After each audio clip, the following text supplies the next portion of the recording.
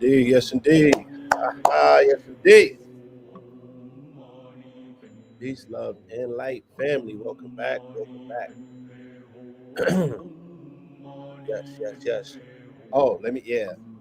If you're new here, please hit the like, subscribe, and share. If you're new here, please hit the like, subscribe, and share. Shout out to the Instagram family. I'm on YouTube as well. Shout out to the YouTube family. Um, yes, hit subscribe, like, and share. If you are new here, welcome back. We just got 5 good minutes in of the mantra Om Mani Padme Om. Hopefully, you spent at least 20 to 30 seconds, preferably about 44 seconds of that, internally humming, right? So, internally humming, locking the tip of the tongue to the roof of the mouth to create a circuit, and then you hum so you can ring your bell, you can expand your resonance, and the humming creates nitric oxide, which operates in your body as an antioxidant. It is a killer of free radicals. It is a antibacterial. All things good, right? Our body has the ability to manufacture, like a pharmacy, our own quote unquote medication, medicine, for lack of a better term. Those words are so contested. So I will demonstrate one more again, right? And also, this is a methodology that you can use in real time to put you in theta wave state. So that's when your brains are in theta, you're in the zone. Things are just flowing. The frequency is, to your favor. The universe is already conspiring for your success, but you have to be in alignment to be in full receivership of everything that has already been prepackaged, planned, and presented to you today for you to take full benefit of. Why? Because you have been chosen for the grandest assignment of them all, right? And that was you you you woke up today so you could complete and maximize the potentiality that is personally been packaged and presented for you to take off. And I'm just here directing traffic. I'm like the guy at the airport with the lights on the runway, helping the plane get into shock, get into proper trajectory so it can ascend those chakras like Jacob's ladder. So I am your host, Pablo. This is Mineral Ministries, and this is episode 143. So we'll be starting the Gregorian calendar New Year's with our 144th episode. So that's to me is that's a profound accomplishment. But I want to appreciate 143 just as much. You know what I'm saying? So let me help. Once again, I just want to share with you this breathing methodology. So outside of this, in your every waking moment when you get up, you dig what I'm saying? You should tap into doing this to put yourself into the zone so the rest of your day can just be a layup. So we're going to pull our air in through our abdominals. Peace, God. We're going to pull the air in through our abdominals. We're going to hold that air in our stomach and our cauldron. We're gonna heat that air up by humming. That's like when you see the water on the kettle and the water gets warm, then the water gets hot, and then the water starts boiling and bubbling, and then steam is created. This is the process and the procedure of which you can tap into internal divinity, right? And fast track and get directly up Jacob's ladder to knock on the door of the upper room so they can let you in, and you be sitting at the right hand of God, right? In the cave of Golgotha, and you have experienced Christ consciousness or aspects or a level of enlightenment in real time right here. Just sitting on your arse.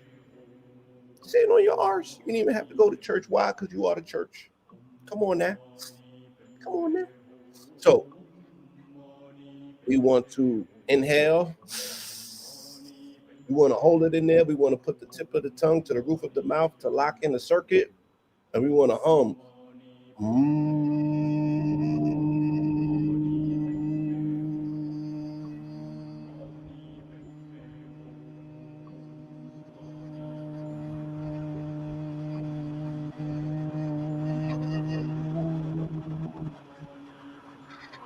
Whew. That was a few seconds short of 30 seconds, right? But if you took a good breath, a good full one, fill your bowl up. Your bowl being your stomach, and not everybody can get it right away because some people have, restrictions on stretching their stomach muscle. I've been doing this for a minute, so I don't want to miss that point. But do it as many times as you need to till you get something comfortable. And you probably cannot just jump out the gate and get 30 seconds, but this is where you should attempt to ultimately arrive at. Because when you get into the 30-second area, that means that you're only exhaling 2 times per minute. Automatically, you're going to be in theta, my ninja. Why? Because you are holding back oxygen from the brain. So you're depriving the brain of an aspect of oxygen that now pushes the brain into a different threshold, a different reality. You know what I'm saying? And you have commandeered to rewire and recircuit with the body consciousness, the body's consciousness. Who's in charge? Is it the mind or the body? Which has dominance in your body? Is your mind more powerful than your body? Or does your body domineer your mind? Right? Does the body make the decisions for you, or does the mind make the decisions for you? Now, how you end up answering that is going to tell me almost everything that I need to know. Right? In my body, my mind makes the decisions, and it reminds the body consistently who's in charge. And I test myself by putting myself through the fire. Right? The physical, putting this physical body through the fire, through the muck and the mire, to see and affirm with myself who has more power. Is it the mind or the body? And the mind is the master, and the mind is non-corporal, right? My mind does not physically exist on my body. I can't geolocate it, but I'm witness to its power, right? And I reaffirm that with myself, first and foremost, continuously by testing self before I get out here in these on these platforms, on these avenues, on these streets, and attempt to tell you to do the same. Yeah, so it's mind over matter, right? And it can't be in word alone. You have to be able to actualize that, because there may potentially come a time where you have to use your mind when your body wants to give up. Okay. And you would have sold yourself short. You would have short circuited your potential if you was to tap out because you thought that your body could no longer sustain, if your body could no longer keep up, if your body could no longer hold on, if your body could no longer compete, if your body can no longer show up, if your body gets tired. The mind doesn't go to sleep. The mind doesn't take a break. The mind is the mind is restless, but not to the degree where, if the body's up for certain days, it starts going cuckoo, it starts hallucinating, it starts short circuiting. Not the same could be said for the mind. The mind is the true power conduit. Do you want to live in your body, or do you want to live in your mind? Right? That is one of those rhetorical questions. But once again, and they like, man, my nigga, you know how to stretch something the way the fuck out. And it's like, nigga, all we doing is breathing and exhaling. And I'm like, that might be all you doing, right? And granted, I'm not here to take anything from you.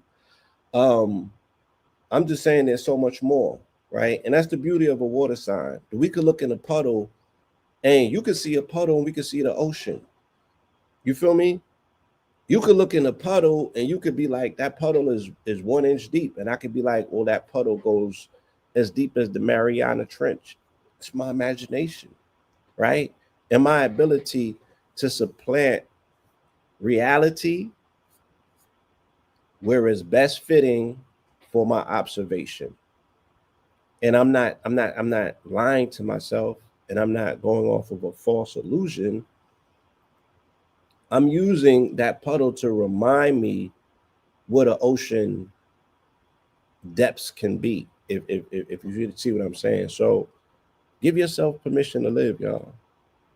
And here we are at episode 143, a few days removed from the ceremony of Christmas, 3 days, right? How befitting.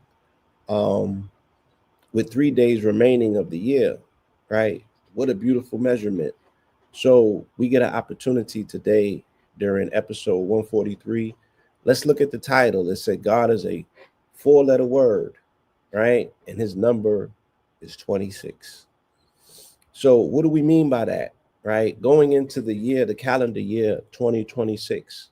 What are your plans for 2026? Are you anticipating 2026? Are you excited for 2026? Do you have 2026 already charted out? Have you broken it up into quarters already? Do you know exactly? Are you intentional about what you want to do, right, with this coming calendar year of 2026? Some people might think that there's a lot of adversity that's waiting for us. Things are about to change, right?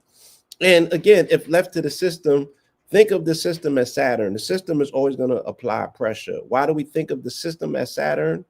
Because Saturn is the father. The father is a disciplinarian. And another motif for Saturn is government, right? And government entails structure. So this government is being restructured, is being reorganized, and is being reconstructed, if you will, to put it on digital guardrails, right? We're being crossed over into a new reality that is one silicone based. It's a digital reality. BYTES, bits opposed to BIT, which are the bits dealing with binary. Yes, it's a reset. We're going into quantum, which is trinary, really, which is no longer the binary option of either or, but both. Superposition, right? You got to change your consciousness in order to shift into what's coming as well. The onus should not just be on the computers for singularity. What is your onus for singularity with the supreme, right? What is the onus for your singularity with the supreme? How long will it take to get you online and you synchronize your mind specifically with the divine?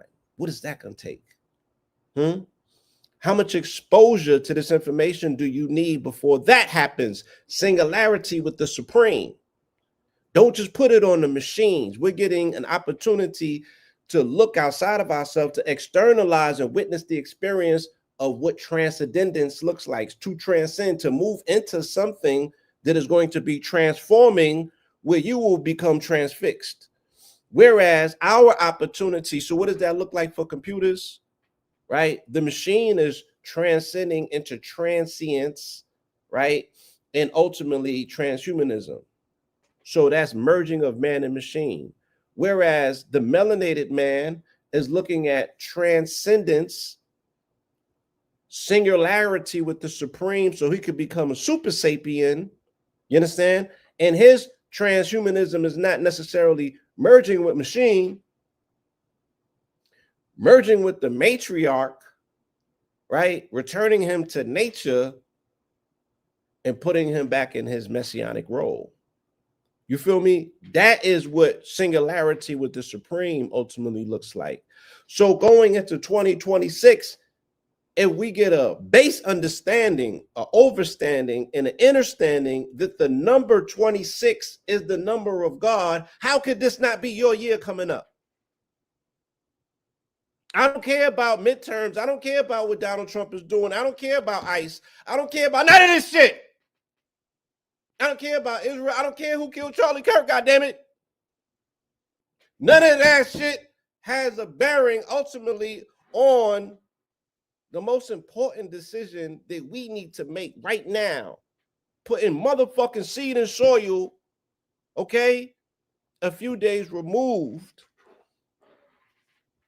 from the Gregorian calendar date, which is a fiscal new year, but it also is representing of a farming season. Fuck if it's the new year or not. They say the new year comes in spring. My nigga, them seeds don't pop the fuck out the ground just because you want them to, though. So new growth does not just come up from the dirt because we're so intentional or because we did such a good job last year that it's going to remediate itself. No. The job that you should be doing right now with January is still an aspect of the new year because that's when you put the seeds in the ground and you give it at least 3 months to fucking germinate. My nigga, right? It still requires work.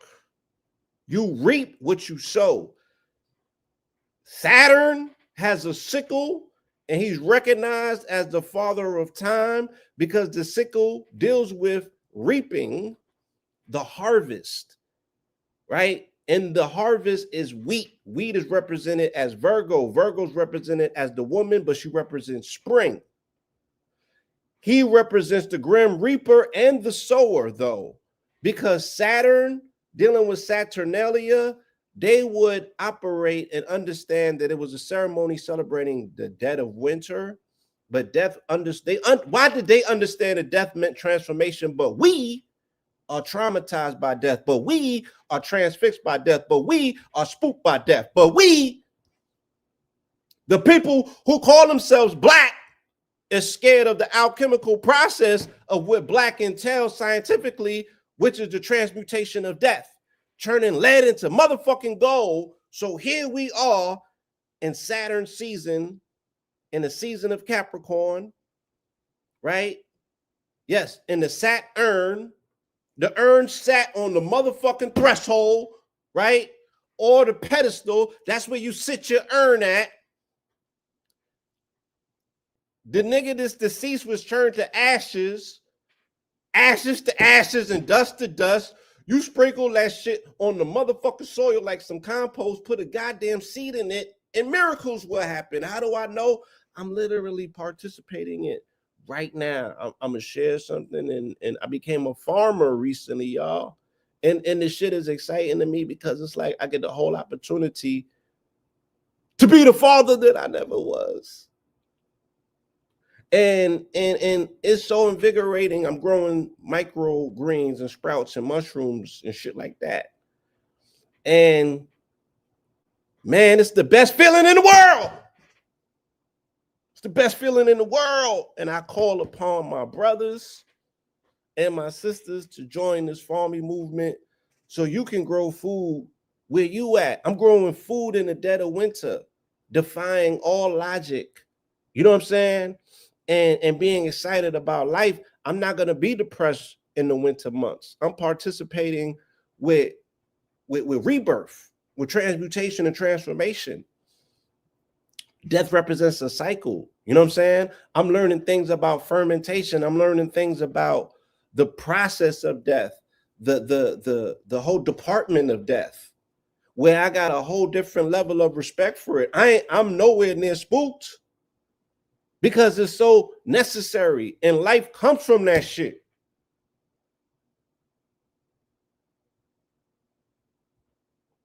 Yes. So even next year for Christmas, I'm gonna have an evergreen in the crib, right? Because I understand what that celebratory process is in terms of celebrating the rebirth, right? Or the evergreen is an everlasting, it's an aspect of everlasting life, right? So YouTube, y'all is not on my Instagram. On Instagram, I'm sharing some photos with them and shit and showing them, what we've been doing over here with the farmy.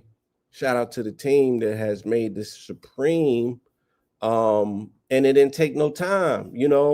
I started putting seeds in the dirt around the time of Saturnalia, around September 17th and 18th, unbeknownst to myself that I would be participating in this agrarian ceremony, because Saturn was known as the farmer, right? The one who sows the seeds. He puts the seeds, but he also is the reaper, the grim reaper.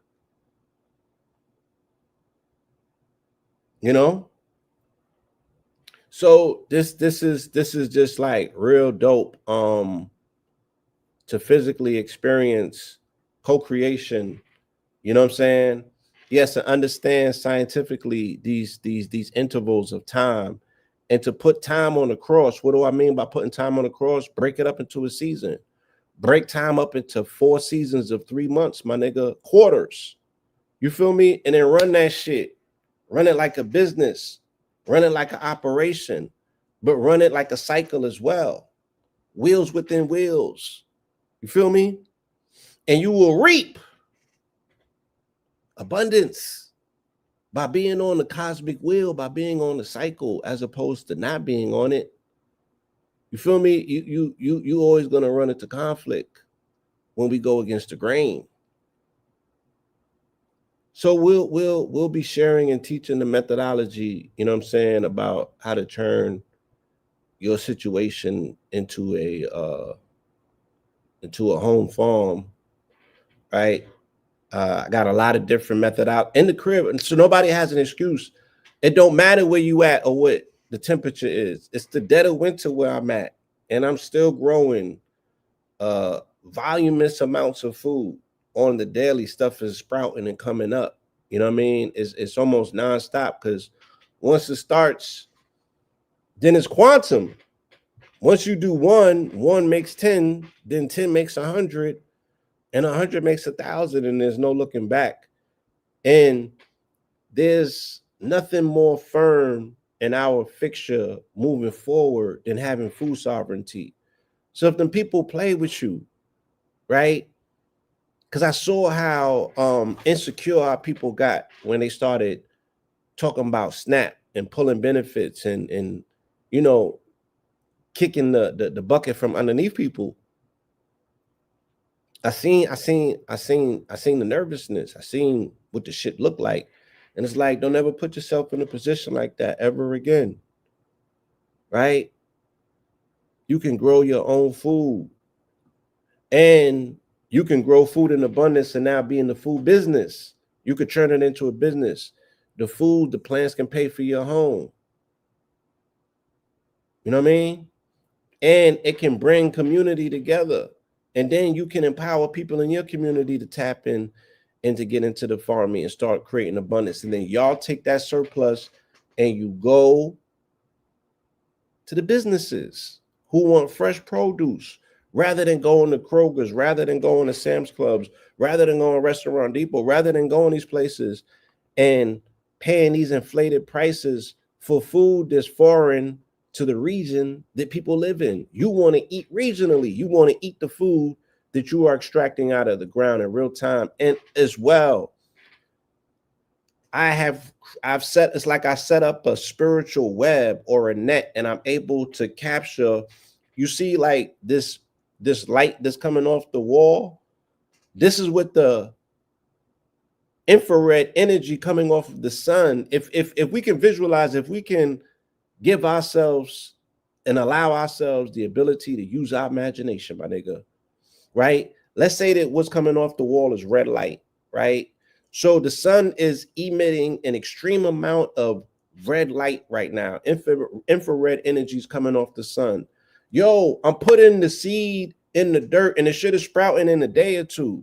And then the way that it's sprouting, the way that I'm looking at the radical nature of these particular sprouts, I know that this is dealing with the enormous energy coming off the sun, right? Or this energy coming off of 3i Atlas that's impacting the sun, because 3i Atlas is releasing hydrogen. The sun is giving sunbursts. That's plasma that's coming our way, right? And the solar winds is how we absorb it into the atmosphere. The precipitation is how it arrives to Earth. And now we got access to the information. But this solar radiation is being absorbed by these new plants, these new seeds, this new growth, these new sprouts. And when I'm eating it, That's how I'm getting the downloads. That's how I'm getting the upgrades. That's how I'm getting the abundance.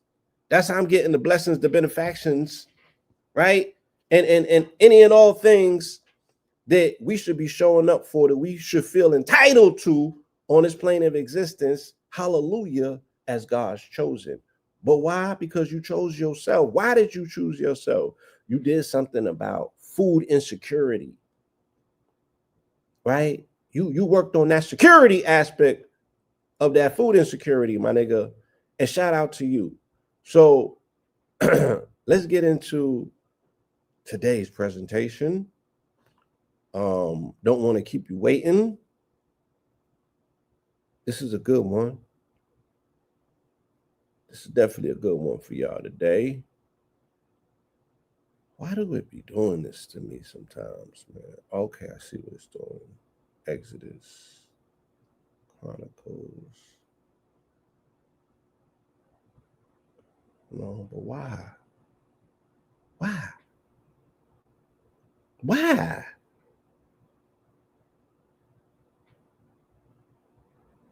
Ecclesiastes.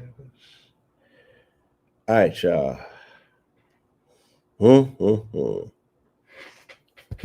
gonna have to put in a little bit more work than I anticipated. Purchase a composting tumbler and a raising bed to get started. Dope.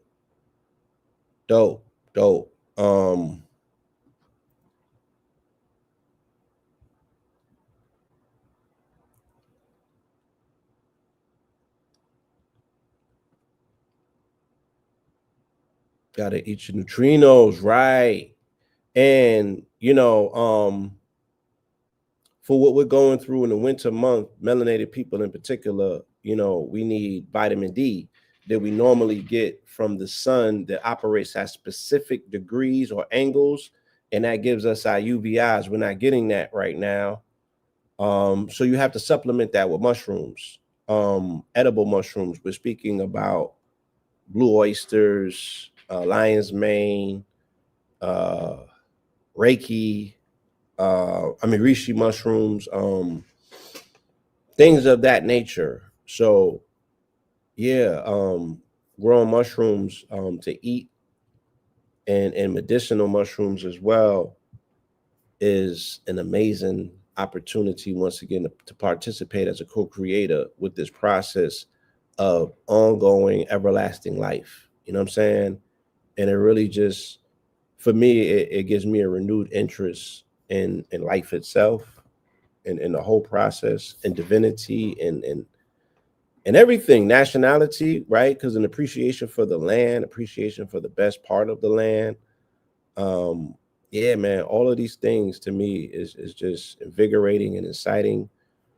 So 1228, if you're new here, we go through both books of the Bible, Old and the New Testament. We use a Gregorian calendar date, the Gregorian calendar date, and the Gregorian calendar date is 1228, right? So we're going to go to chapter 12, verse 28 as we find it throughout the book. Sometimes they don't have that. So we'll reduce the 2 and the 8 into 10, and we'll go to 12:10. And sometimes we'll do the inverse and we'll go to 28:12, as in how we'll be opening up. We'll be opening up in Genesis 28:12. So we're mirroring the 12:28, we're inverting it, and we're still looking to extract some information that can be pertinent to today's build and today's conversation. So please, yes, let's get ready. We're about to jump into this. Once again, I am your host, Pope Pablo. This is Mineral Ministries, episode 143. God is a four-letter word. And that word that word is known as a tetragrammaton, right? So this already tells you that you are in a different league and you're dealing with wizardry. So the same people that are telling you about Metatron's cube are also telling you about a tetragrammaton. Tetra meaning four, grammaton, right? So the word grammaton, what is the word? What is the four-letter word that is God? It's Yahweh. Yod had, Yod Hey Vod Hey, right? And the numerical equivalency of that, because Hebrew words are alphanumeric, which means they have numerical equivalencies. They don't have a number system, they have an alphanumeric system. So in the number frequency, or the number equal to what yod hey vod hey represents, is the number 26. 26. Okay. And if you understand that aspect of what 26 represents, right? God is a perfect square, because 26 is the only number that exists between a square and a cube, right? What do we mean by that? 5 times 5 is 25. So you get 26, right? And then you get the cube, which is 9 times 3, or 3 times 9 equals 27. So that's a cube. You feel me? 26 is the only number to exist between a square and a cube. And why is that so significant? Because God itself is explained or described as a square and a cube. And I've come along in my time and explained it as a hypercube, right? Utilizing the law of 44, which, if you look at the number 26, is just 13 plus 13. And 13 is itself 4. So God is a 44 resonator. That is Yahweh. And I am the 44 God, your host, Pablo, cooking with hot grease. So let's keep it going. Yeah, 3 squared. 3 cubed is 27.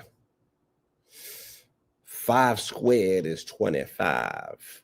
So that's where the tetragrammaton exists. In between them is this 4-letter word, tetragrammaton, that represents the number 26.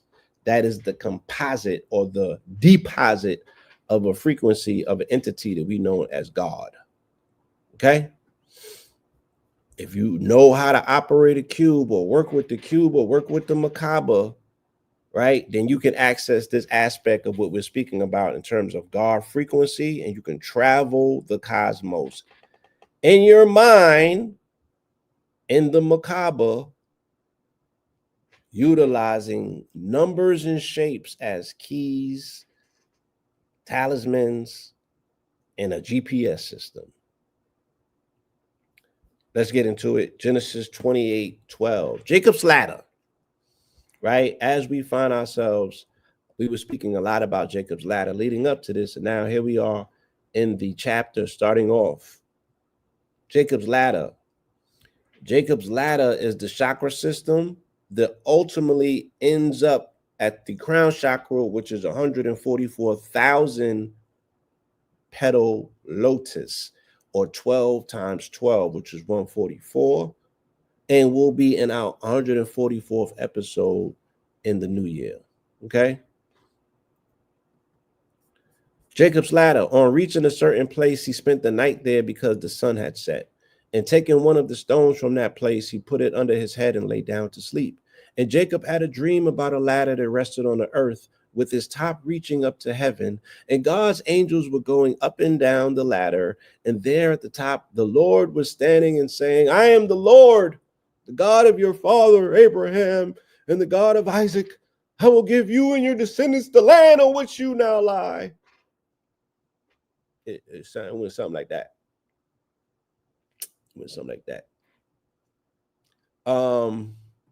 We'll do some cross references, and then we'll keep it moving. What a way to start out, right? What a way to start out.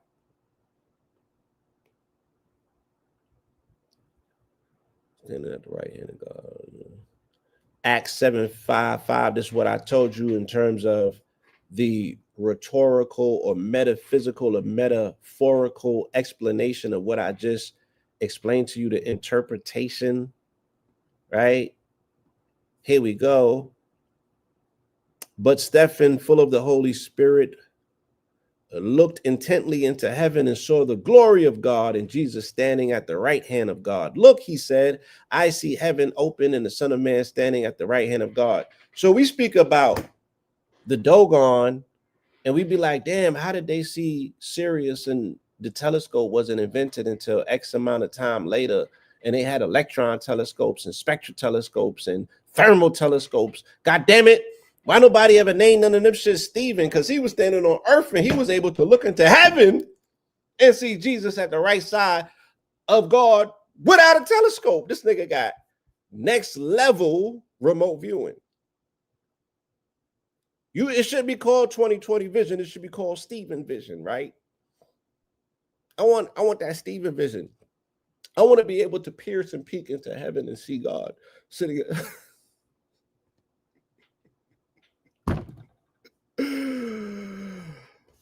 Woo! 144 nerves in the brain. That's that Stephen vision, man. Right? So it's an allegory. It's an allegory. You can access God consciousness the same way by traveling up the Jacob's ladder through intense meditation until you get into Christ consciousness, which means that you pass the threshold of the 32nd vertebrae into your 33rd vertebrae, right? Whether you get there by deep meditation, by way of breathing, you're not gonna get there without breathing. You feel me? And then you pierce the veil. That's what's called pierce the veil, right? You utilize your spinal tap fluid or your crisis, your crisis fluid coming down from the coccyx or the manger all the way up into the upper room, which is your 33rd vertebrae. Knocking on the door of the upper room, they let you in. More oxygen. Once that valve at the base of your vertebrae 32 opens up, there's a valve that opens up. Yes, that prana energy, that air, that oxygen gets into the brain. What happens when the brain is exposed to more oxygen? More centers of the brain light up, right? And why is that so significant? Because we're only operating out of anywhere from 3 to 10% of the brain. But let's say that you're operating out of 50% of the brain. Now, my nigga, yeah, you are where Lucy was at in the movie. You in Christ consciousness. You are in a level of enlightenment. You have definitely transcended the basic and mundane shit that these goddamn mortals down here struggling to do. Feel me?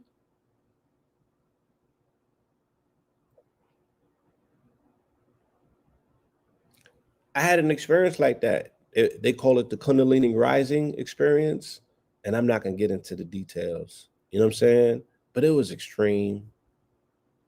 It was extreme. But boy, am I in appreciation of it, because it jump started. It was the catalyst to my consciousness, and I wouldn't be here without that experience. You feel me? So I'm paying homage. I'm in such honor to have had that experience, to speak on it and to share that. You know, and I've induced it other times as well through ejaculation. I participated in that for about 9 months, and I hit a plateau where I felt like I was totally in enlightenment and Christ consciousness. I went into a Buddhist phase as well in 2003 when I first went vegan. I disavowed damn near everything, shaved my head bald, and I was meditating and for hours upon hours straight.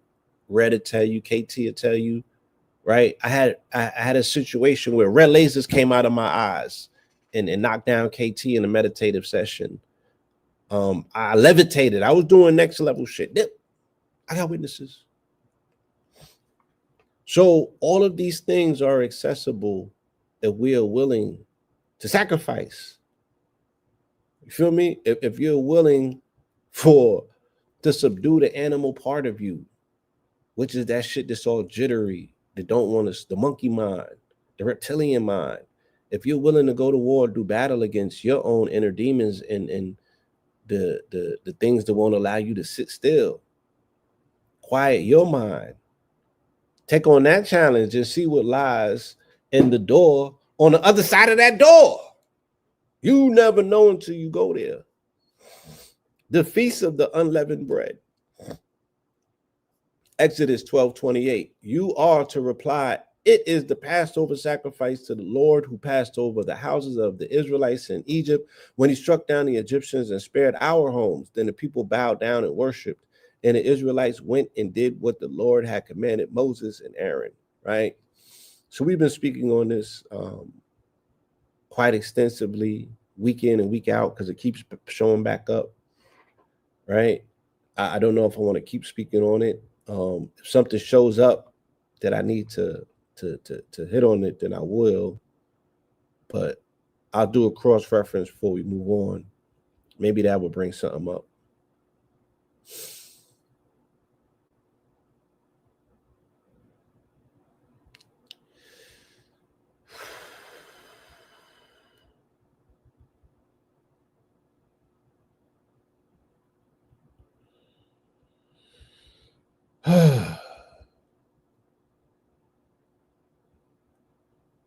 All right, let's do this cross reference, then we'll keep it moving.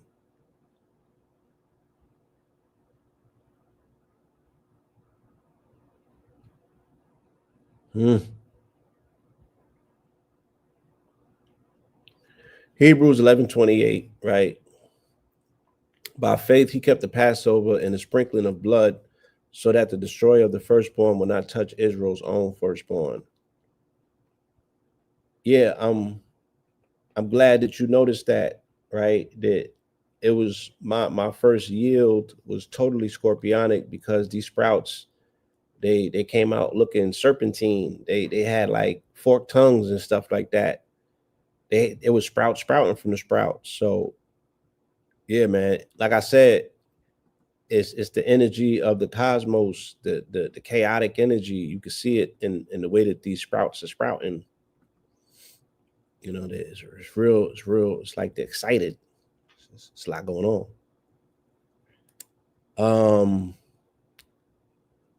All right, we're gonna skip through Leviticus. Numbers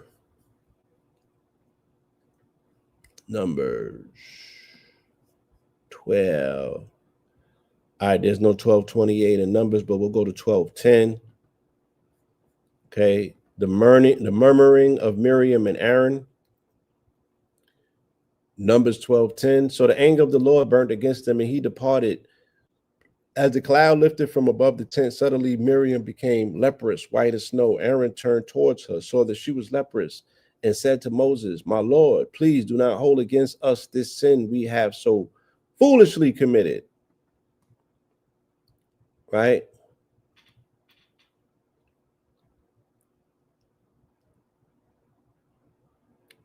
Let's do a cross reference. 2 Chronicles 26:19.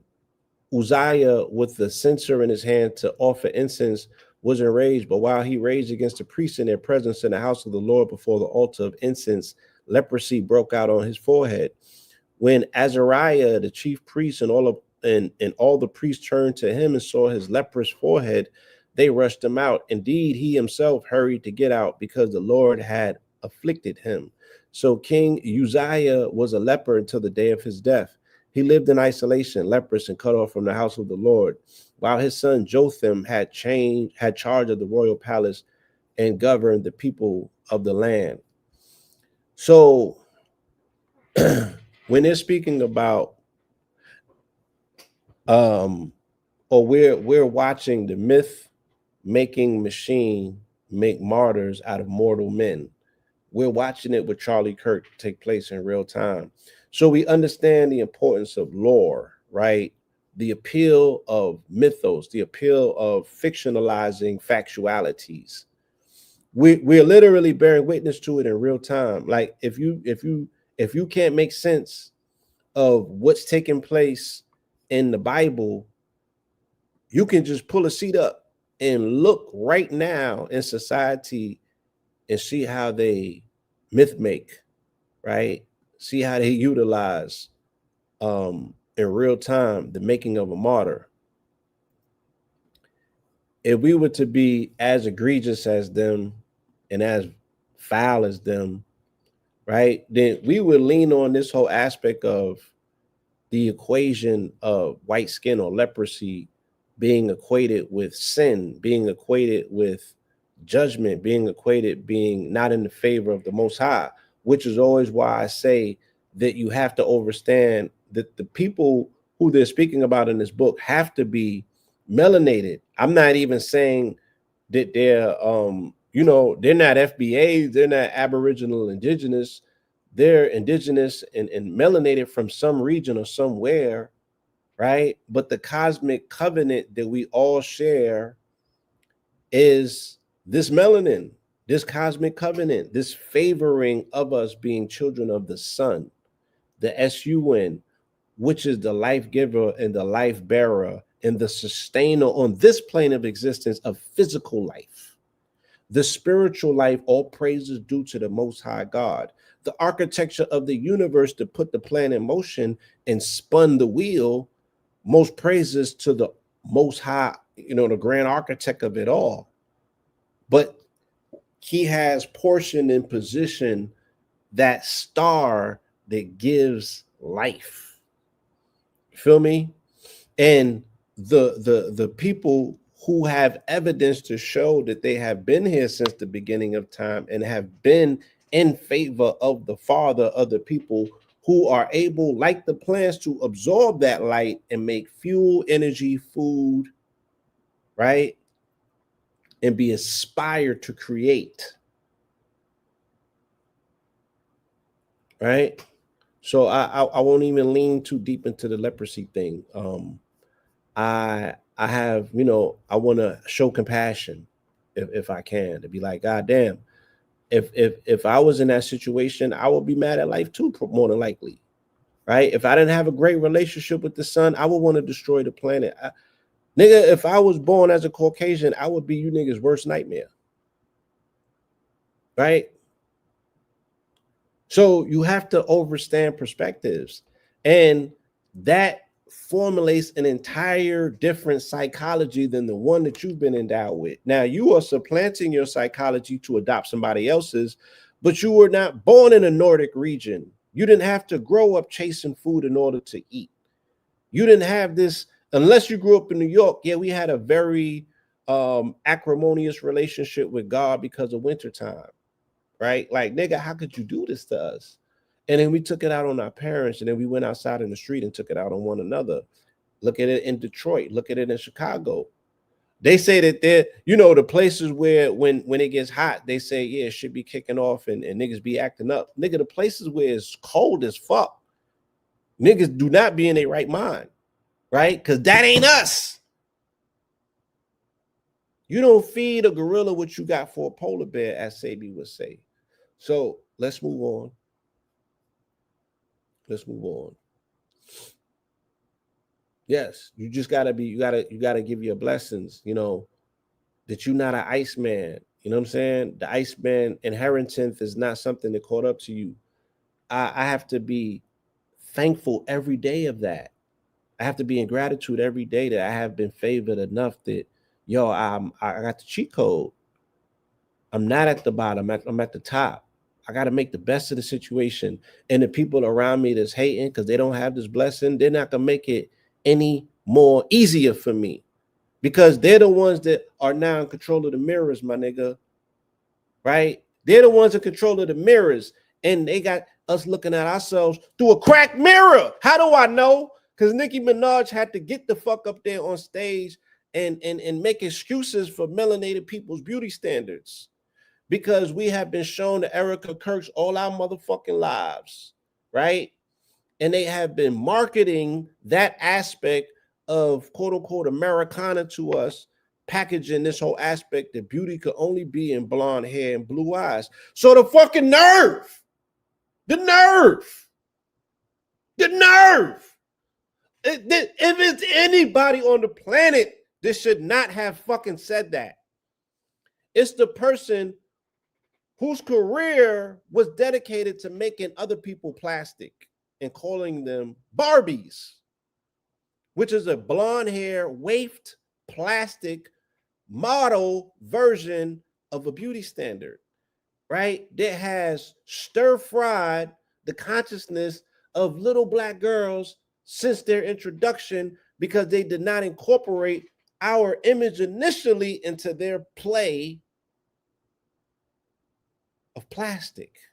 And we fought to get into a plastic home, and now the only thing that we have is fucking plastic people.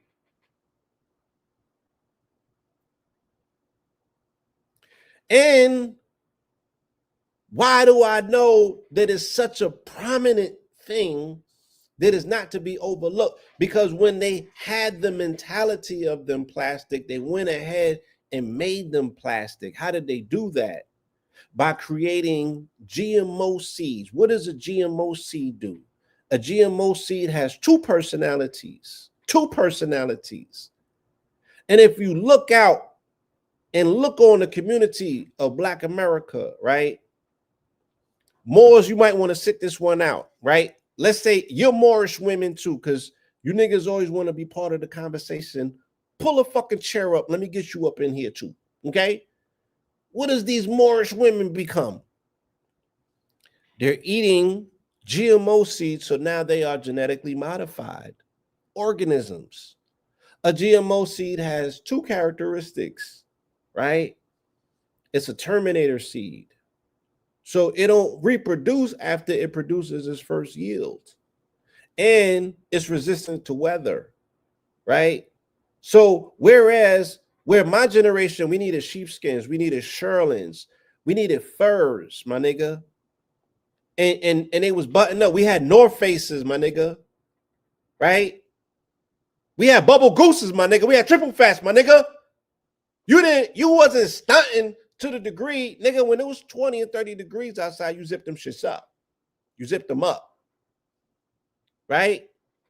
Why am I seeing these young girls to this day? To this day, my nigga, it be 30 degrees outside. They got their belly button showing.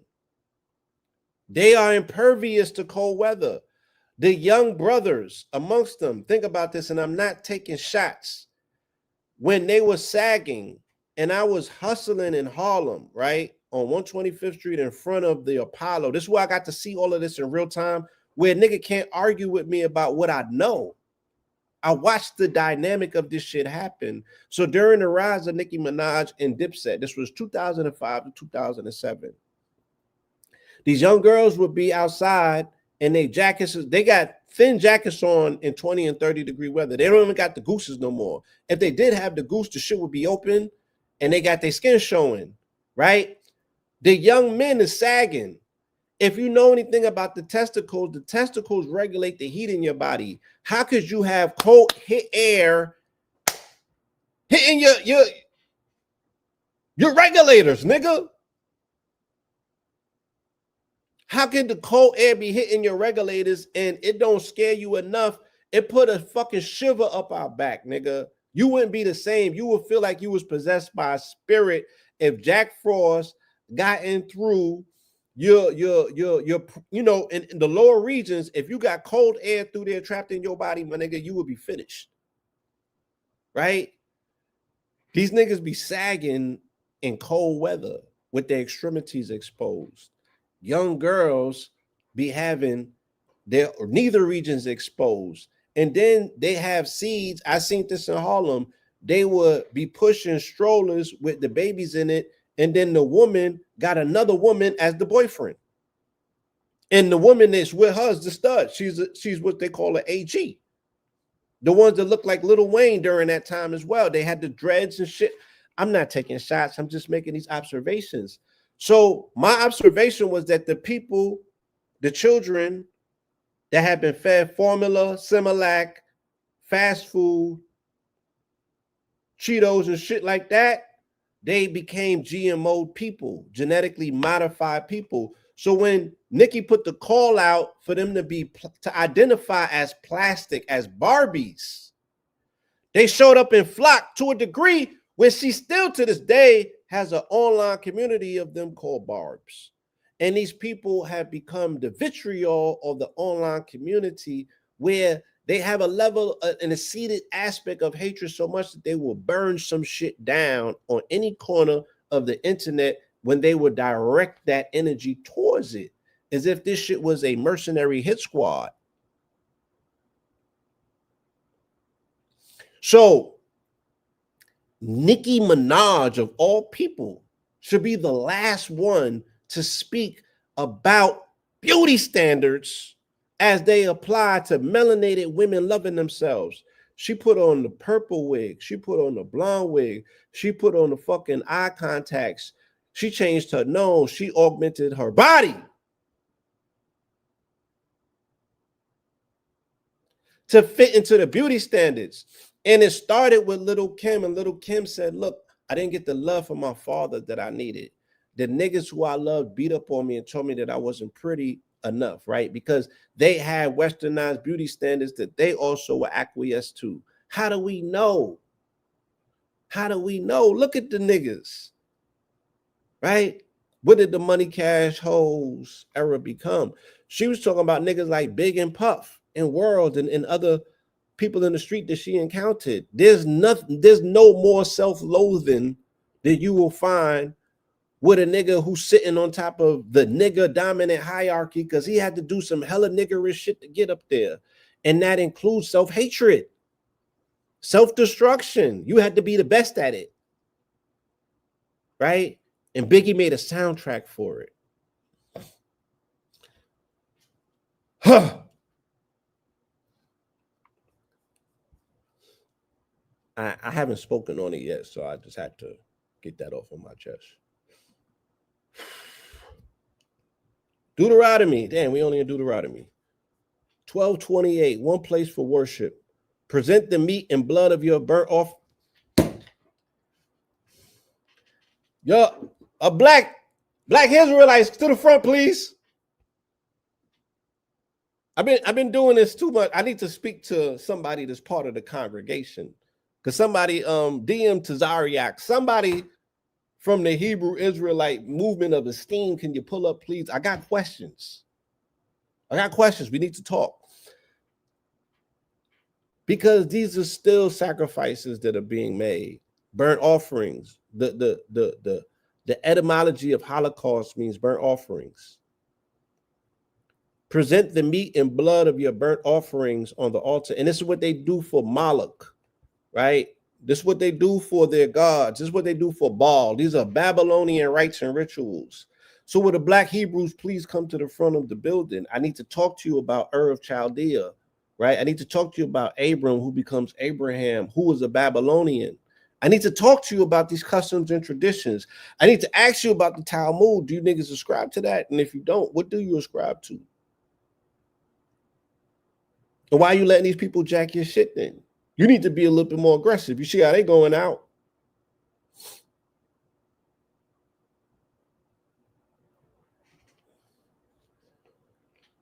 Yeah, somebody hit it on it. They gave us free porn in 07 to promote white women MILFs.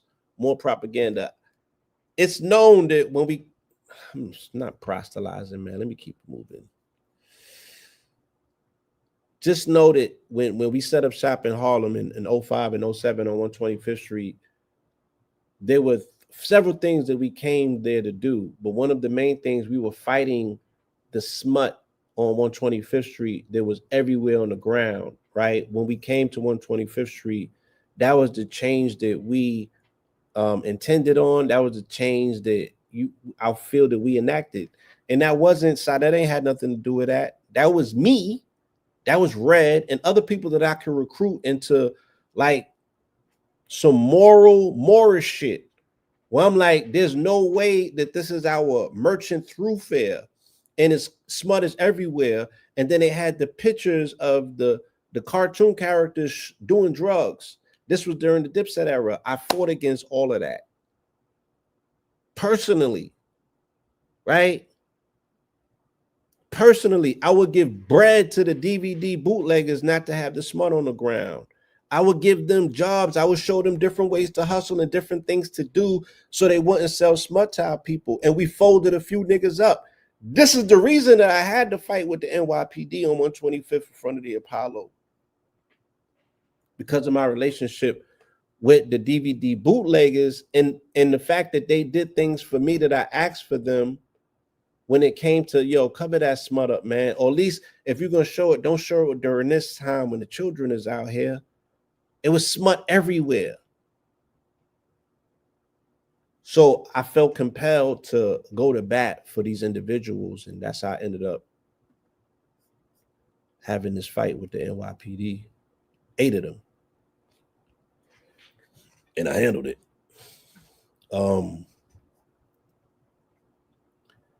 The blood of your other sacrifices must be poured out besides the altar of the Lord your God, but you may eat the meat.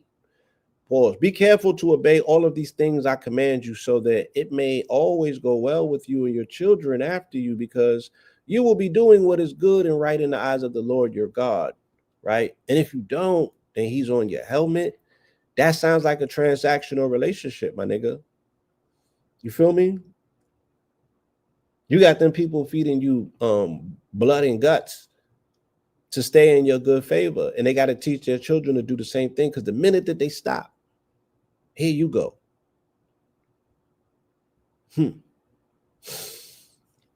James 1:22, be doers of the word and not hearers only. Be doers of the word and not hearers only. Otherwise, you are deceiving yourselves. For anyone who hears the word but does not carry it out is like a man who looks at his face in the mirror and after observing himself goes away and immediately forgets what he looks like. I'm going to say this again. Be doers of the word and not hearers only. Otherwise, you are deceiving yourselves.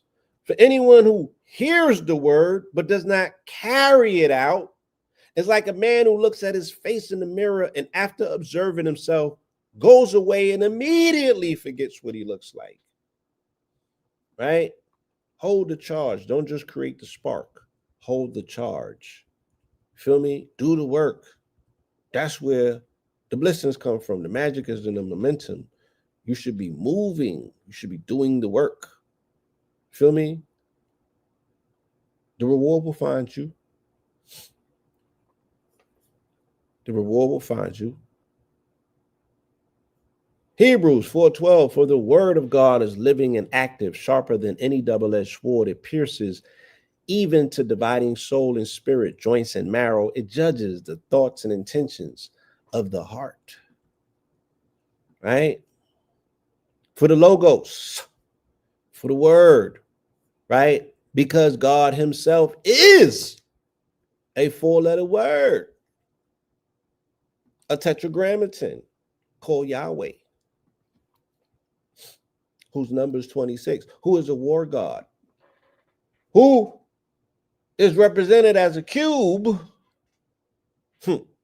That part. Prove me wrong. Prove me wrong. You're not going to get too far, but go ahead. Prove me wrong.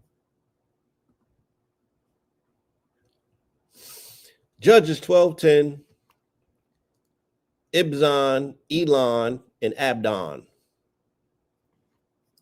Ibzan, Elon, and Abdon. He had 30 sons as well as 30 daughters, whom he gave in marriage to men outside his clan. And for his sons, he brought back 30 wives from elsewhere. Ibzan judged Israel 7 years. Then Ibzan died and he was buried in Bethlehem. After Ibzan, Elon, the Zebulunite, judged Israel 10 years.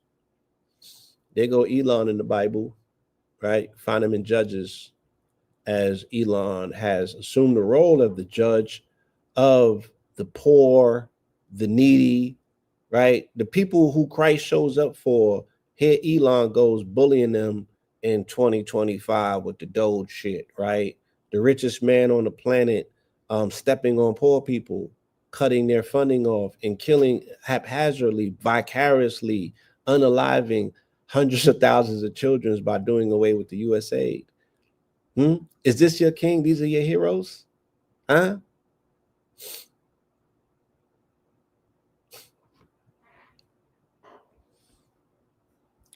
Judges 2:16. Then the Lord raised up judges who saved them from the hands of those who plundered them, right? He's plundering the treasuries, plundering their records. He's plundering, right? The relationship that the government has with the children of the Most High. And there's supposed to be a separation of church and state. So these children of the Creator, these children of the Most High, these subjects of Christ, if you will, if this is a Christian nation, right, should not be subjugated to the judgment of an unofficial government official such as Elon Musk. However, then the Lord raised up judges who saved them from the hands of those who plundered them. Israel, however, did not listen to their judges. Instead, they prostituted themselves with other gods and bowed down to them. They quickly turned from the way of their fathers who had walked in obedience to the Lord's commandments. They did not do as their fathers had done. Now, is Elon doing as his father has done? Right? What if he's being in strict coherence? What if he is being in obedience? What if he is fulfilling his mandate by doing the things that his father has done? Whenever the Lord raised up a judge for the Israelites, he was with that judge and saved them from the hands of their enemies while the judge was still alive. For the Lord was moved to pity by their groaning under those who oppressed them and afflicted them.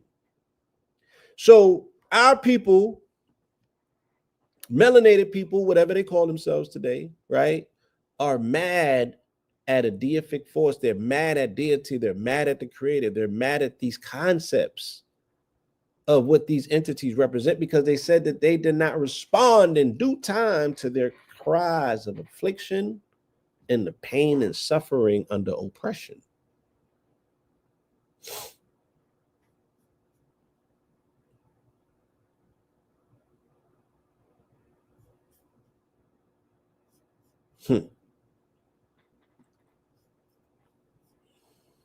It's going down.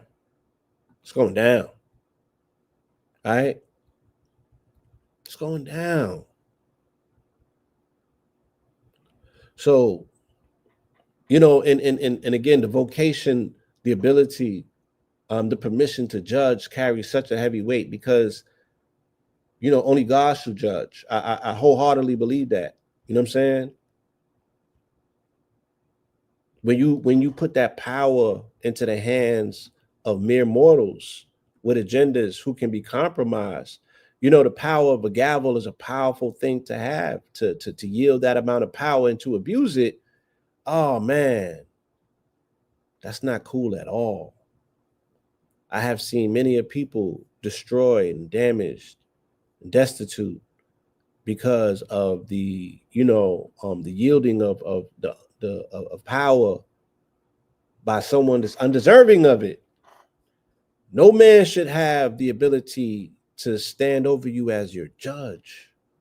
And you should not fall into this prison planet and attempt to judge somebody else. You don't have the right. Don't have the right to operate as judge, jury, and executioner. Only of your own affairs. Man, know thyself. From the cradle to the grave. It's an ongoing process. Some of us have come here repetitive lifetimes to figure this shit out. What I look like judging somebody else? I don't know you, nigga. Saul and the medium of Endor, 1 Samuel's 28:12. We're going to invert it. Whom shall I bring up for you? The women asked. Bring up Samuel, he replied. But when the women saw Samuel, she cried out in a loud voice and said to Saul, why have you deceived me? You are Saul. Do not be afraid, the king replied. What do you see? I see a God coming up out of the earth, the woman answered. Oh, talking that talk. They talking that talk. Deuteronomy 18:10. Let no one be found amongst you who sacrifices his son or daughter in the fire, practices divination or conjury, interprets omens, practices sorcery, casts spells, consults a medium or spiritist, or inquires of the dead. For whoever does these things is detestable to the Lord. And because of these detestable things, the Lord your God is driving out the nations before you. 2 Samuel right? And everybody has a lot of reckoning to do in that regard because there's there's damn near nobody's left that's not participating with somebody else's ceremonial rituals or things of that nature. You know what I'm saying?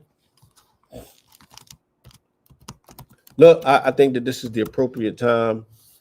I be doing it at the end of class, and y'all just don't be respecting this shit enough. You know what I'm saying? You can make a tithe or a donation to these ministries. I'm gonna put the information on the screen right now because I know this shit fire. You know what I'm saying? I know this shit fire. It deserves some love. Why not? What else do we got to give? What else do we got to give?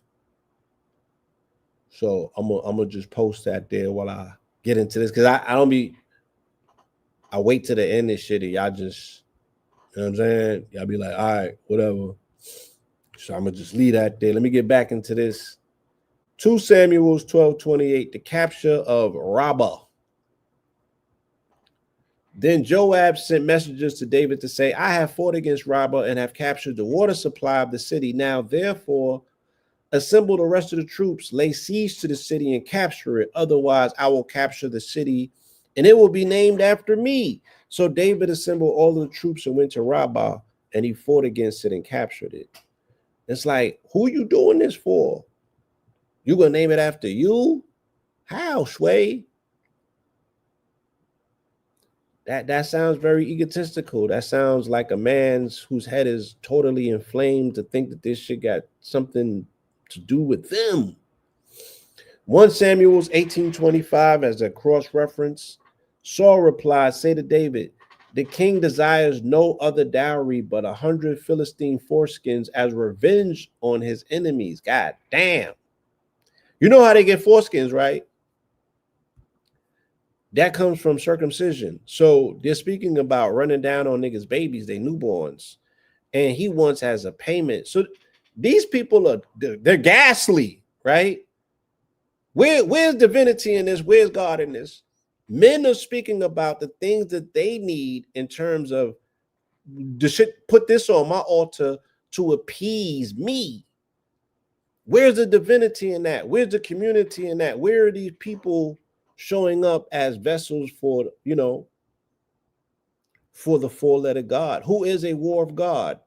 I'm a God of war. So let's keep that clear as well. When we say the God is a four-letter word, and that word is Yahweh, Yahweh is known as the God of war, right? Whereas Jesus is known as the Prince of Peace. So all through the Old Testament, we're reading about these conquests of these war conquests, right? And how war pits men against one another on the battlefield, and there's a aggrandizing aspect that goes to it because imagine the power of defeating you got 300 men but you just defeated 3,000 of them. Yeah, you feel endowed by the powers of divine, but the shit goes to your head, goes to your head, and it's going to turn you out. So Saul replied, say to David, the king desires no other dowry but 100 Philistine foreskins as revenge on his enemies. But Saul intended to cause David's death at the hands of the Philistines. When the servants reported these terms to David, he was pleased to become the king's son in law. Before the wedding day arrived, David and his men went out and killed 200 Philistines. He brought their foreskins and presented them as payments in full to become the king's son in law. Then Saul gave his daughter Michal to David in marriage. Damn. So he killed 200 of them, whopped their joints off, and brought it back to the king as a dowry. Yeah, these niggas was different. 1 King 12:28, Jeroboam's idolatry. Right? Y'all all right?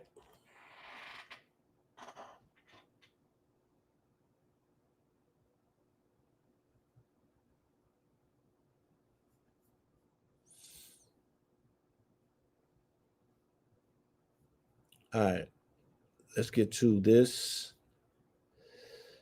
Jeroboam's idolatry. If these people go up to offer sacrifices in the house of the Lord at Jerusalem, Jesus Christ, their hearts will return to their Lord, Rehoboam, king of Judah. Then they will kill me and return to Rehoboam, king of Judah.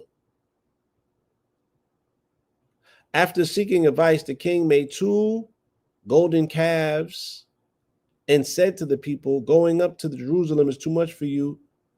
Here, O Israel, are your gods who brought you up out of the land of Egypt. 1 calf he set up in Bethel and the other in Dan. Right?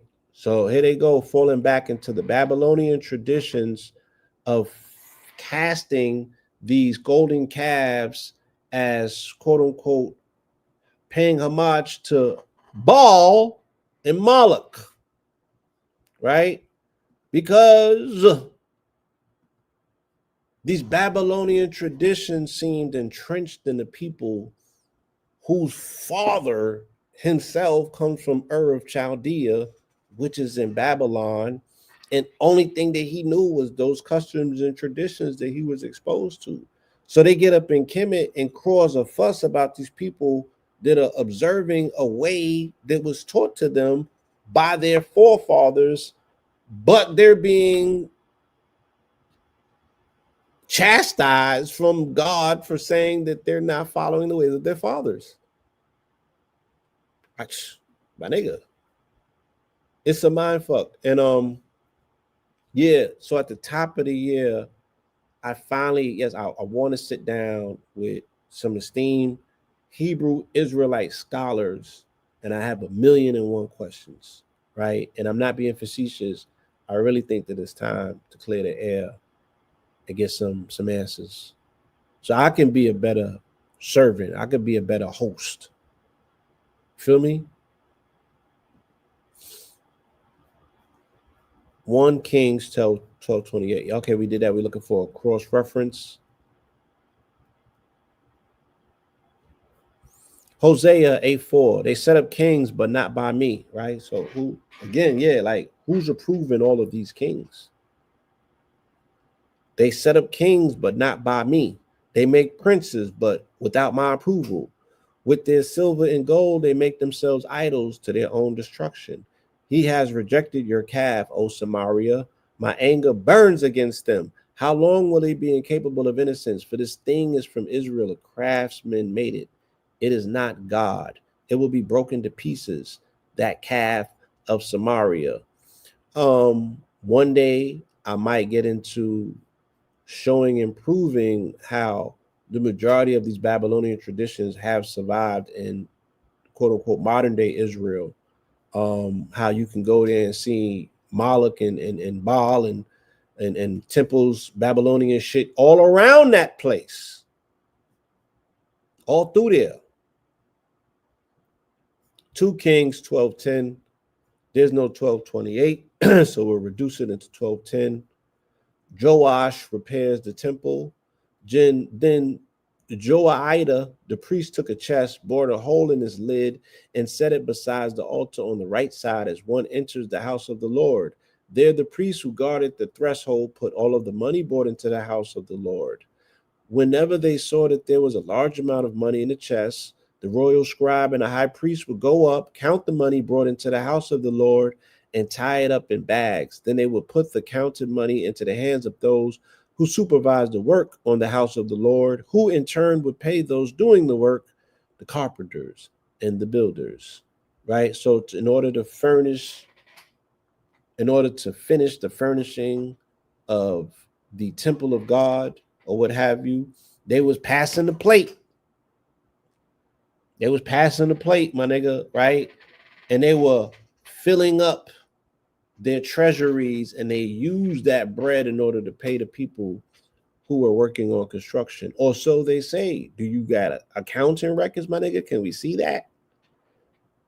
You feel me? Because that bread was a lot around a lot of people that was double dipping.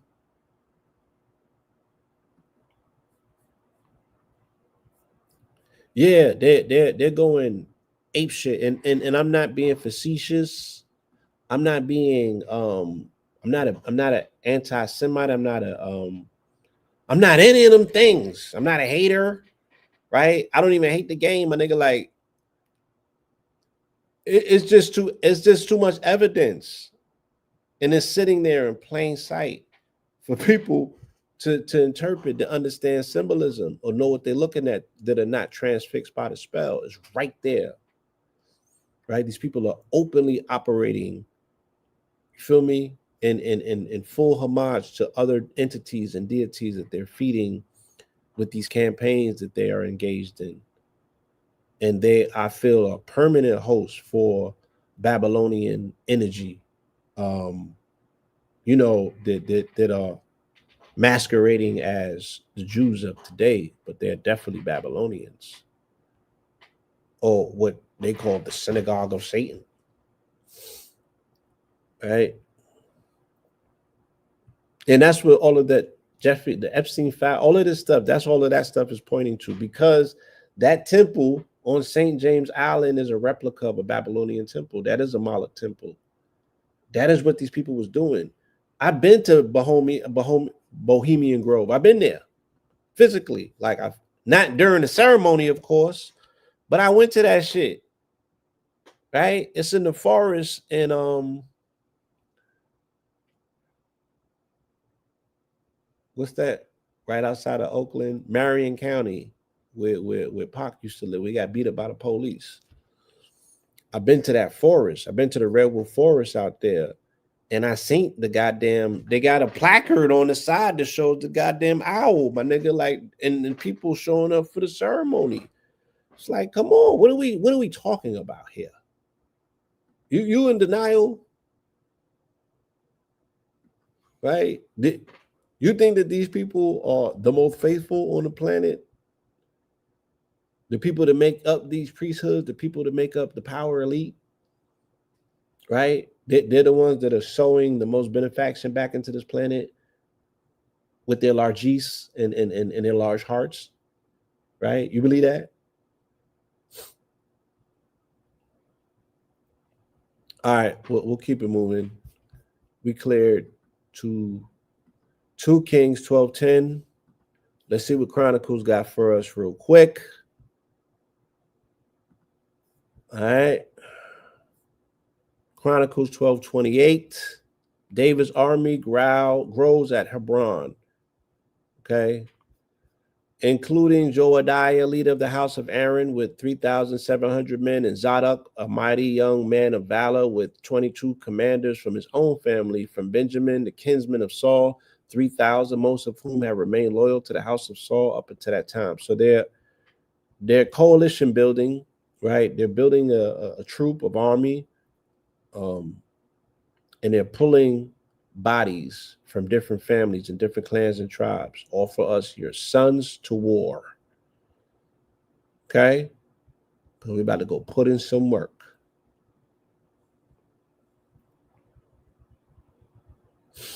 All right. We'll do a cross reference real quick before we move on. We'll do a cross reference real quick, like 1 Kings 2:32. All right. The Lord will bring his bloodshed back upon his own head, for without the knowledge of my father David, he struck down 2 men more righteous and better than he, when he put to the sword Abner, son of Ner, commander of Israel's army, and Amasa, son of Jether, commander of Judah's army. Their blood will come back upon the heads of Joab and his descendants forever. But for David, his descendants, his house, and his throne, there shall be peace from the Lord forever. Right? Selah. When have we known peace to visit the heads of the house of these particular peoples?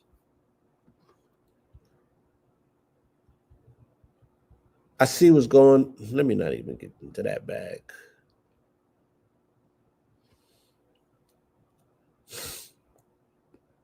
Two Chronicles 12:10. Egypt plunders Jerusalem. So King Shishak of Egypt attacked Jerusalem and seized the treasures of the house of the Lord and the royal palace. He took everything, including the gold shields that Solomon had made.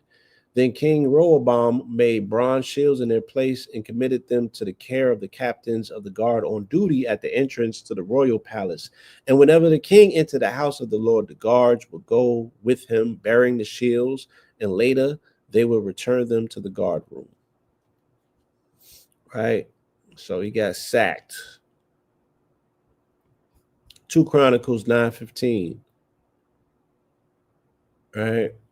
King Solomon made 200 large shields of hammered gold. 600 shekels of hammered gold went into each shield.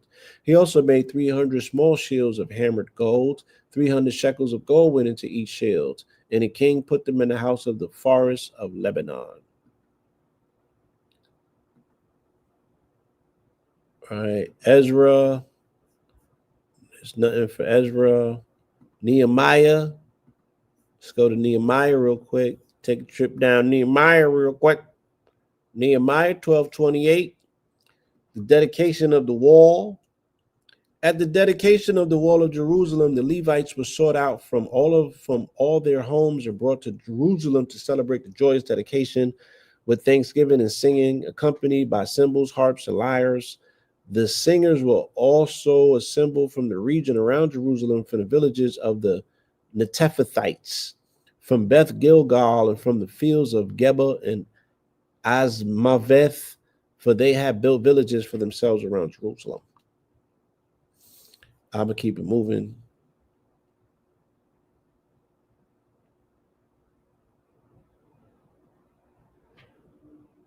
Yes.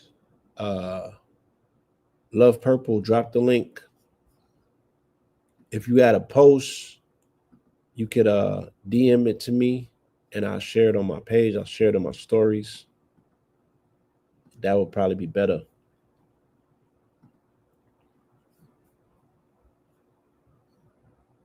Let's go to Job.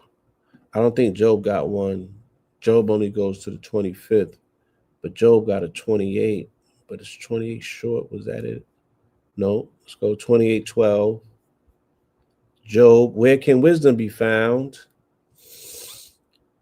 He stops up, he stops up the sources of the stream to bring what is hidden to light.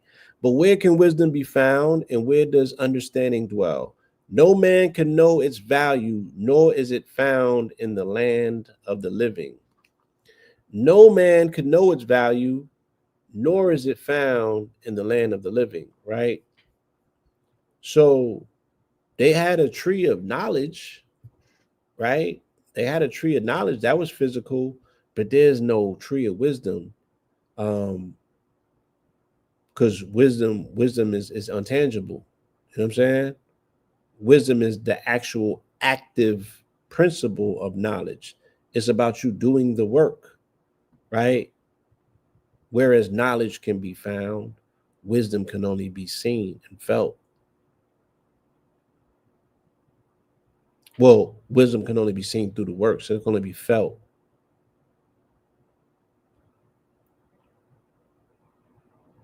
We'll do a cross reference and then we'll keep it moving. Proverbs 4:5. Get wisdom, get understanding. Do not forget my words or turn from them. Do not forsake wisdom, and she will preserve you. Love her, and she will guard you. Wisdom is supreme, so acquire wisdom. And whatever you may acquire, gain understanding, right? So you have to do the work. You have to activate the principle to actually put your foot in the water and step in, step into the deep. Let it get past your knees, my nigga. Get out there. You feel me? It's awaiting you, but it will reward you. Right? What you're not gonna do is not do nothing. That's just whack.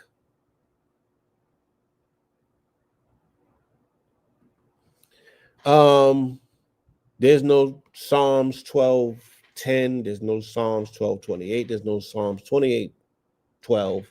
So we'll do Psalms 12:1. Right? The godly are no more. That's how they start that out. The godly are no more. Okay? The godly are no more. For the choir master, according to Simoneth, a psalm of David, help, O Lord, for the godly are no more. The faithful have vanished from amongst men. They lie to one another. They speak with flattering lips and a double heart. Let's keep going. Hold on, let's see what else they got to say about this. May the Lord cut off all flattering lips and every boastful tongue. May the Lord cut off all flattering lips and every boastful tongue. They say, with our tongues we will prevail, with our own lips. Who can be our master? Woo! See, they talking that talk. You've been furnished with the lips for you to come down here and talk smack against the very creator who gave you the motherfucking bless, who gave you the flute, my nigga. And this is the air that you're gonna blow through that flute is gonna be against the one who furnished you with the fucking lips for you to formulate the words to speak blasphemy. That's doing a lot. That's doing a lot. And that's where we have found ourselves at in terms of humanity. The nerve of you niggas, i.e., the nerve of you niggas. They say, with our tongues we will prevail. We own our lips. Who can be our master? He said, we own our lips. Who can be our master? For the cause of the oppressed and for the groaning of the needy, I will now arise, says the Lord. I will bring safety to him who yearns. Feel me? So they want you guys to be good guys. And there's a gift that awaits for you. Want some Santa Claus shit, right? On the other side of 1225, under that tree, there's a gift that awaits you if you was nice and not naughty. And you obeyed authorities, shit like that. Proverbs 12:28, loving discipline and knowledge. A lazy man does not roast his game, but a diligent man prizes his possession. There is life in the path of righteousness, but another path leads to death. Right? There is life in the path of righteousness, but another path leads to death. I could go for that. I could go for that. We could sum it up and generalize it. You know what I'm saying? Romans 6:22 is a cross reference before we keep it pushing. But now that you have been set free from sin and have become slaves to God, the fruit you reap leads to holiness, and the outcome is eternal life. For the wages of sin is death, but the gift of God is eternal life in Christ Jesus our Lord. Ecclesiastes 12:10. The fear of God is utmost. Not only was the teacher wise, but he also taught the people knowledge. He pondered, searched out, and arranged many proverbs. The teacher searched to find delightful sayings and to record accurate words of truth. The words of the wise are like golds, and the anthologies of the masters are like firmly embedded nails driven by a single shepherd. I mean, this is some beautiful poetry, y'all. This is some beautiful poetry, man. Jeremiah 23:28. Let the prophet who has a dream retell it, but let him who has my word speak it truthfully. For what is straw compared to grain, declares the Lord? Is not my word like fire, declares the Lord, and like a hammer that smashes a rock? So you got the God who is a four-letter word, who started creation with the word or the logos. You feel me? It was more like sound and vibration rather than a physical word per se. But existence and reality also starts with the word. All right. Let there be light. Let there be light. In the beginning was the word. So and that's called Beresheth. Shout out to Kabbalah god A. Rashid, as he would explain and teach the numerical equivalency of the beginning of the Bible is 911. So numerically, the words in the beginning, right, Beresheth equals 911. So the Bible starts out with a numerical frequency of 911. That's deep. Judgment of Ephraim. Indeed, with mocking lips and foreign tongues, he will speak to this people, to whom he has said, this is the place of rest, let the weary rest, this is the place of repose, but they would not listen. Then the word of the Lord to them will become order on order, order on order, line on line, line on line, a little here, a little there, so that they will go stumbling backwards and will be injured, ensnared, and captured.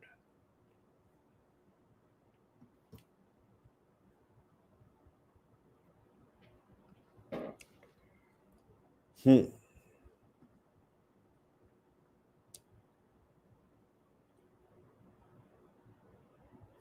Yes, Marin County, Marin County. That's where I went, to the Redwood Forest, and the Bohemian Grove is right there inside of the forest with a placard.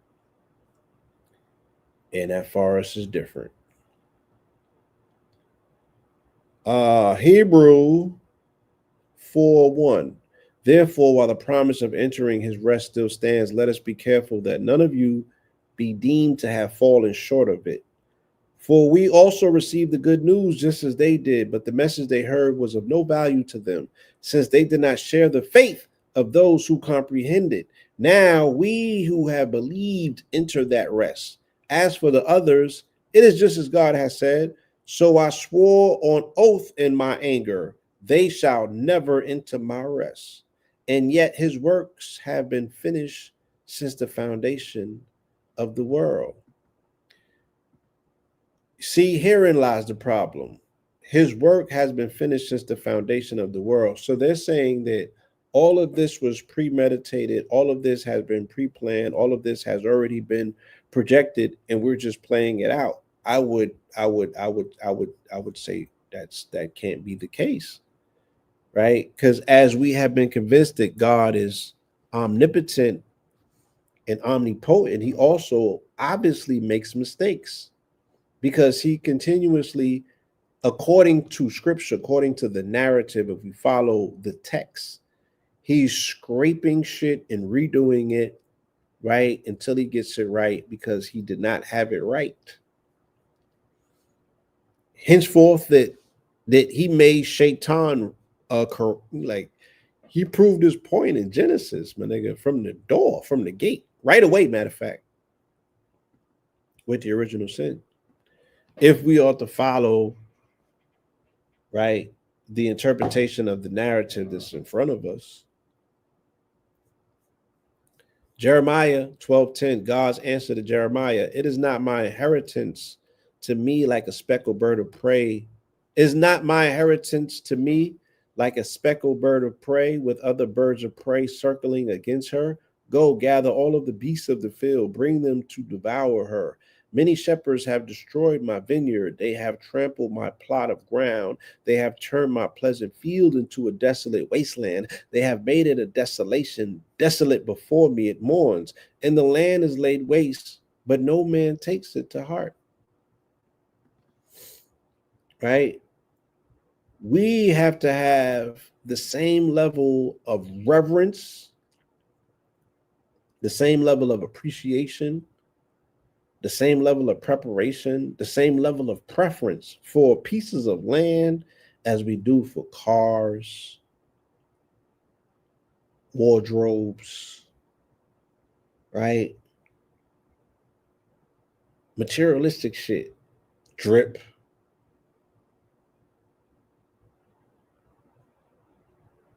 Okay. Where's the preference that we have for land that yields, that actually provides, that nourishes, that gives us food, clothing, and shelter? When are we prioritizing that land? right? They don't make new land.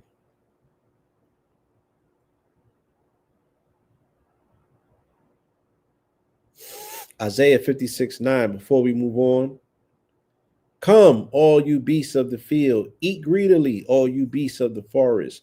Israel's watchmen are blind. They are all oblivious.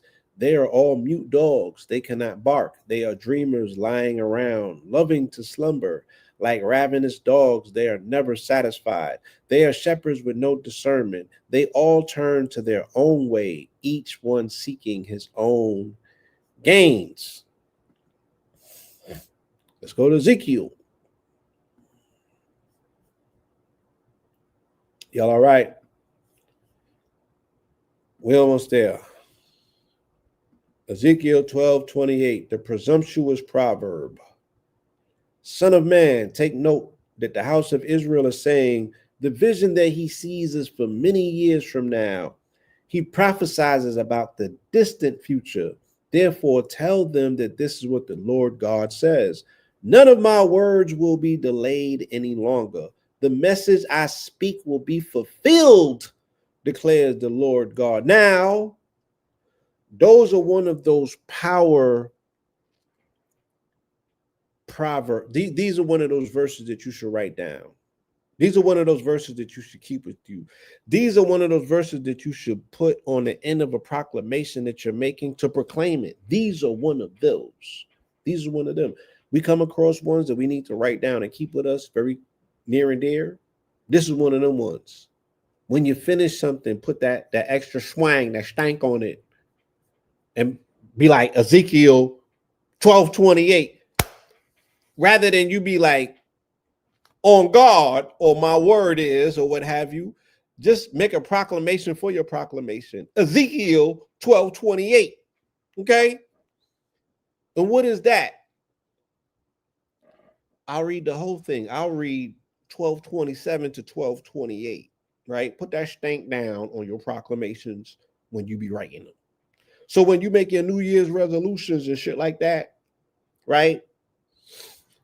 And you put your word on it, you put your logos on it, and we are once again coming to a full understanding with the fact that God is a four-letter word, right? So the word is important. Everything started with the word, right? Here we are speaking on the word. So your words to you that you speak out of your mouth are tethered to you. You're bonded to them because words are worlds. So you're responsible for the worlds that you create. Feel me? Son of man, take note that the house of Israel is saying the vision that he sees is for many years from now. He prophesies about the distant future.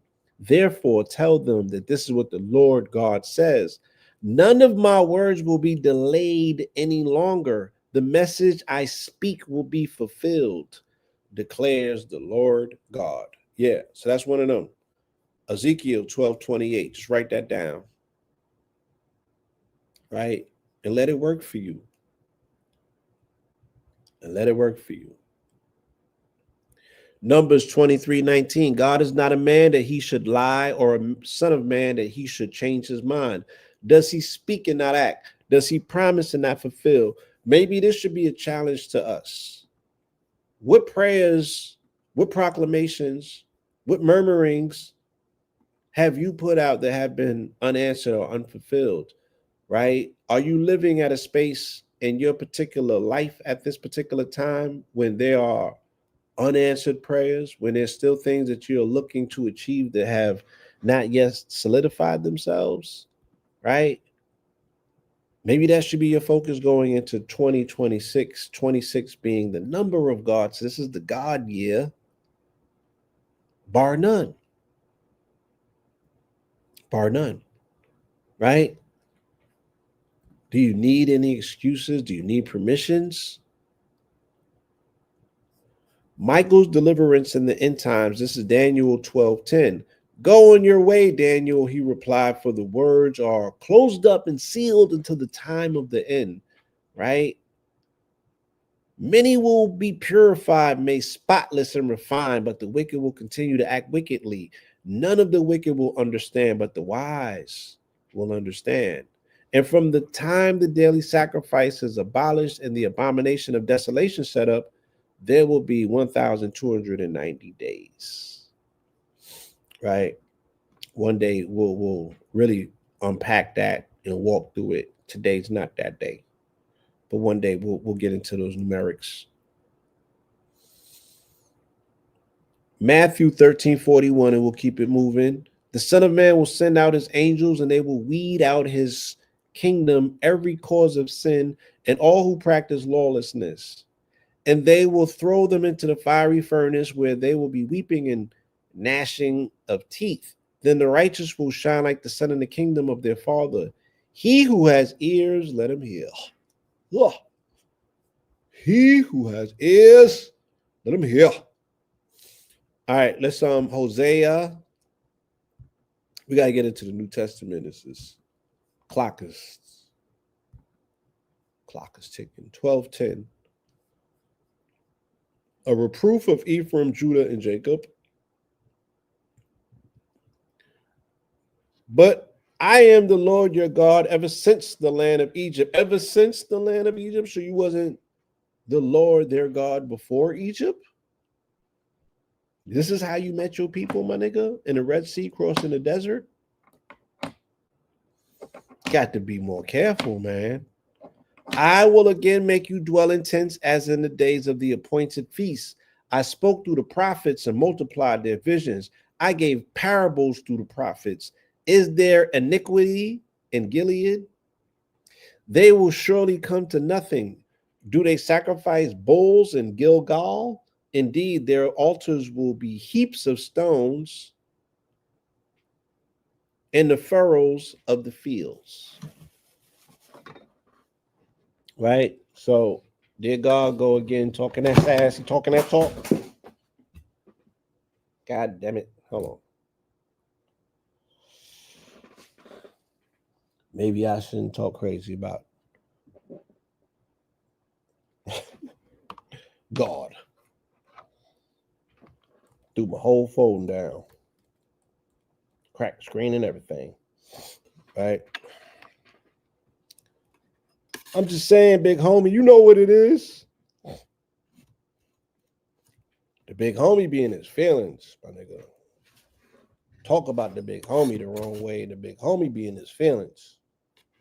Feel me? Once again, the power of the word. Right? The power of the word. There we go. Whew.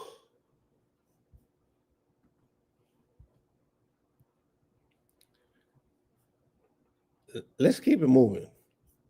I gotta get in the New Testament. Let's go to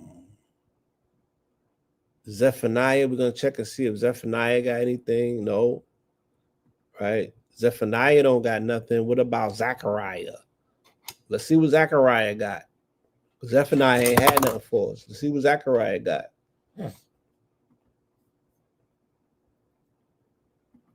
Zechariah got a 12, 12:10. Mourning the one they pierced. Right? Then I will pour out on the house of David and on the people of Jerusalem a spirit of grace and prayer, and they will look at me, the one that they have pierced. They will mourn for him as one mourns for an only child, and grieve bitterly for him as one grieves for a firstborn son. On that day, the wailing in Jerusalem will be as great as the wailing of Hadad Rimmon in the plain of Megiddo. All right.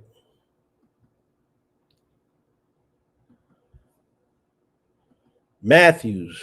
All right, we in it now. 12:28 Matthew.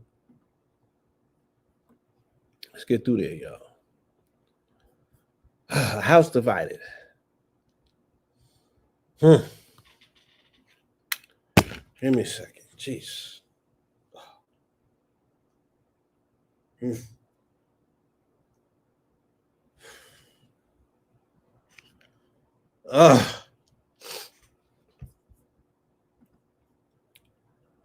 House divided.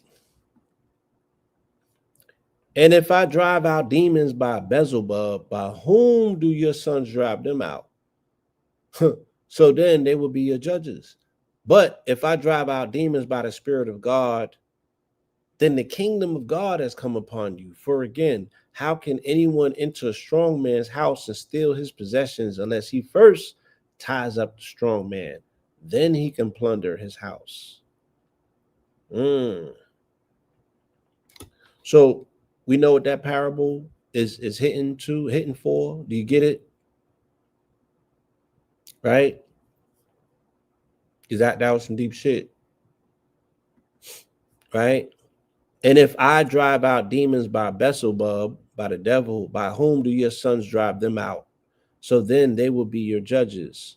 But if I drive out demons by the Spirit of God, then the kingdom of God has come upon you, right? So they're like, you're contracting, right, with lower entities to drive out lesser gods or what have you, you know, but you can just surrender yourself to the supreme authority of it all. You dig what I'm saying? And all glory be to God. Now I've participated in exorcisms before, so I'm not making fun of them. I'm not speaking and being facetious. It's some next level shit. And you really got to call on the right entity. You got to call on the right energy. You have to conjure up that right light, if you will, or you're not depossessing that person. You can actually become the host. And I've witnessed that too. I witnessed exorcists improperly performing exorcism, and then they get, goddamn it, embodied by the spirit. The spirit jumps on them, type shit. Yeah, the destiny swapped with demonic possessions is different. And you learn something about purity, you learn something about light, and you learn that this shit is not a game. If you are forced to do an exorcism and you watch somebody that's demonically possessed in real fucking time, my niggas, this is not no kiddie shit. And it's very hard to explain to people who have not experienced the real and reality of it that it's not kiddie shit. Because everybody else is playing around with it. So you might think that it's a plaything. But it's really not. Right? It's really not.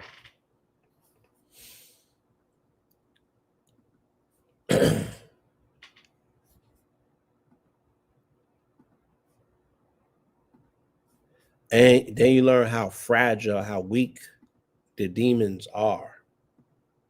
That it's all a farce. That they really don't have control. They have resilience and they're stubborn. And you know, they swear that they have their host tied up, but they're not that powerful. The greatest commandment, Mark 12:28. He is not the God of the dead, but of the living. You are badly mistaken. Now, one of the scribes had come up and heard their debate. Noticing how well Jesus had answered them, he asked him, which commandment is the most important of all? Jesus replied, this is the most important. Hear, O Israel, the Lord our God, the Lord is one. All right, so he hit him with that. Love the Lord your God with all of your heart and with all of your soul and with all of your mind and with all of your strength. That's the greatest commandment of them all. Right? Love thy God, love thyself. Right? And you will get a clearer understanding to your relationship of how you embody that aspect of divinity or the kingdom of Christ is within. Right? If you don't get to know you, you're never going to figure that part out. Or it won't even make sense. It won't register. Luke 12:28. Do not worry. Consider how the lilies grow. They do not labor or spin. Yet I tell you, not even Solomon in all of his glory was adorned like one of these. If that is how God clothes the grass of the field, which is here today and tomorrow is thrown into the furnace, how much more will he clothe you, O you of little faith? And do not be concerned about what you will eat or drink, Do not worry about it. Feel me? We'll do a cross correlation.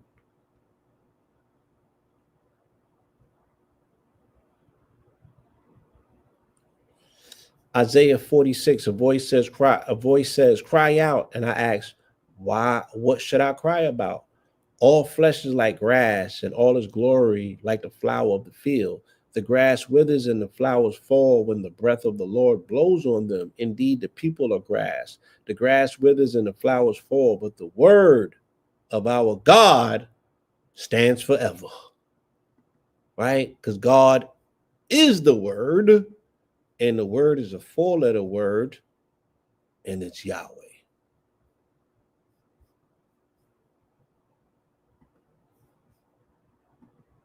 I am that I am. John 12:28. Jesus predicts his death, right? Now my soul is troubled, and what shall I say, Father? Save me from this hour. No, it is for this purpose that I have come to this hour. Father, glorify your name. Then a voice came from heaven. I have glorified it, and I will glorify it again. The crowd standing there heard it and said that it had thundered. Others said that an angel had spoken to him.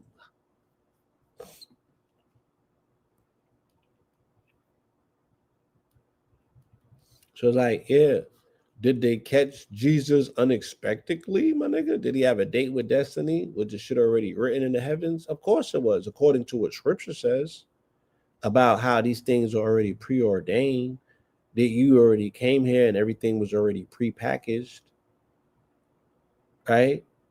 So what's the mystery?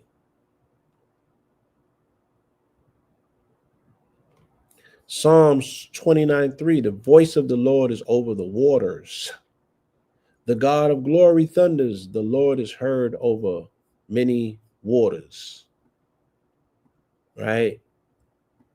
So that again, that aspect of what the word represents, and the fact that they said that, in the beginning there was the word, and they said that in the beginning there was darkness here first. And they said that the word traversed the waters of the ocean before there was light. Before they said, let there be light, my nigga, there was darkness. But the word persevered, the word or the logos, which is looked upon in pejorative terms as the light, still existed amongst the darkness across the dark black faces of the water. And the water's memory. And the water also, it replicates. So whatever the word is, the water is going to crystallize that. It's going to intentionally be in the water, right? On some Dr. Emoto ish. And then when you are composed of those waters, then you are now encased with the word, because the word is encased in the water, frozen up like glaciers. Acts 28:12, we're going to invert to 12:28. Paul arrives in Italy. After 3 months, we sail in an Alexandrian ship that had withered in the island. It had the twin brothers as a figurehead. Putting in at Syracuse, we stayed there 3 days. From there, we weighed anchor and came to Rhegium. After one day, a south wind came up, and on the second day, we arrived at Puteoli. Petioli. That's kind of deep. There you got Pablo in this, you got the twin brothers, and you got Syracuse, right? That 44 bastion. You know, Syracuse is so synonymous with the number 44 that they got it in their zip code. And not by chance, they did it on purpose, because they have something that Syracuse called the Legend of 44. Paul starts his mission in 44 AD in Antioch, spreading the good word, right? The good word or the good news, which is called the gospel. All of this happened in 44. Jesus' ministry lasted for 44 months and 4 days. Okay? God is a number. God is a number. We'll do a cross reference and keep it moving. Acts 27:21. After the men had gone a long time without food, Paul stood up amongst them and said, "Men, you should have followed my advice not to sail from Crete. Then you would have averted this disaster and loss.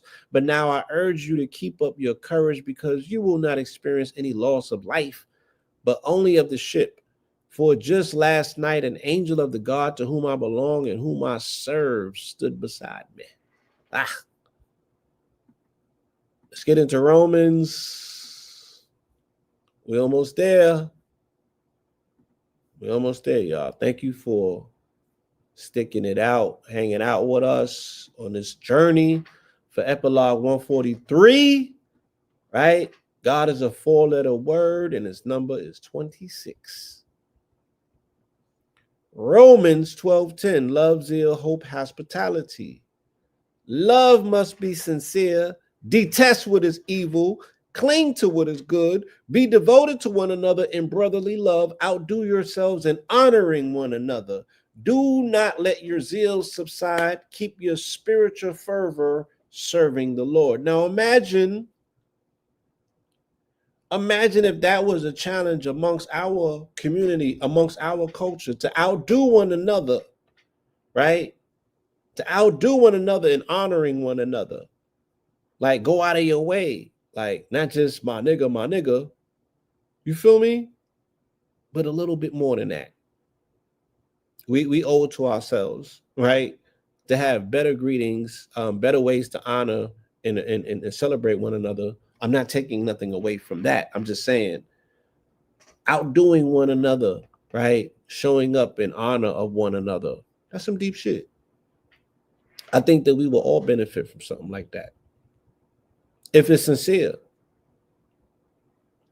1 John 4:7. Beloved, let us love one another, because love comes from God. Everyone who loves has been born of God and knows God. Whoever does not love does not know God, because God is love. This is how God's love was revealed amongst us. God sent his one and only Son into the world so that we might live through him. His only begotten to get gotten. God sent his only begotten to get gotten. That's how much he loves you. 1 Corinthians 12:28. The greater gifts. Now you are the body of Christ, and each of you is a member of it. And in the church, God has appointed first of all apostles, second prophets, third teachers, then workers of miracles, and those with gifts of healing, helping, administration, and various tongues. Are all apostles? Are all prophets? Are all teachers? Do all work miracles? No. But there are those amongst us who have been appointed to do such, right? Know your role, know your calling, know your powers, know your gifts, embrace them. You know what I'm saying? It's your time, 2026. 26 is the number of God. Why is it not your year? Why are you not proclaiming that? What is your New Year resolutions? 2026, I'm owning all of it. How about that? Right? The universe has conspired for my success. I've been put in a position to reap the best blessings. Let that be our proclamation. Believe that shit though. Right? Fuck a midterm. Fuck a Trump administration. Fuck what they doing. Fuck a ICE. Fuck any of that stuff. Right? 2026 is here to serve me in the best way possible. 2026 is here to be the support for my dreams. 2026 is when I achieve singularity with the Supreme. Yeah, that's 2026. Right? Let's speak some. Let's put some ashe on it. Right? Let's lift it with our word. Let's make sure when that glimmer of light pierces through the cloud and it inaugurates the beginning of a new year, that you are at the front of the line to be the recipient of it.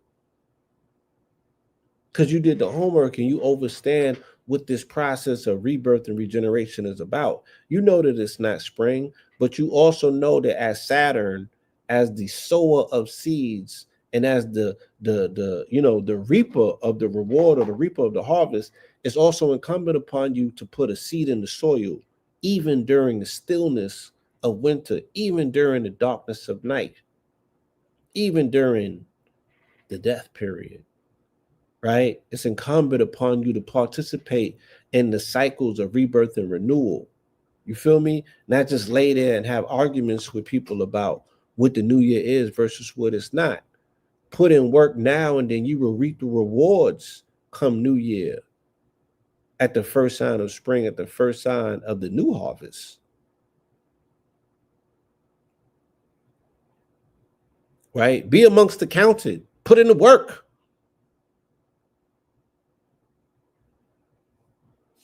Romans 12:6. We have different gifts according to the grace given us. If one's gift is prophecy, let him use it in proportion to his faith. If it is serving, let him serve. And if it's teaching, let him teach.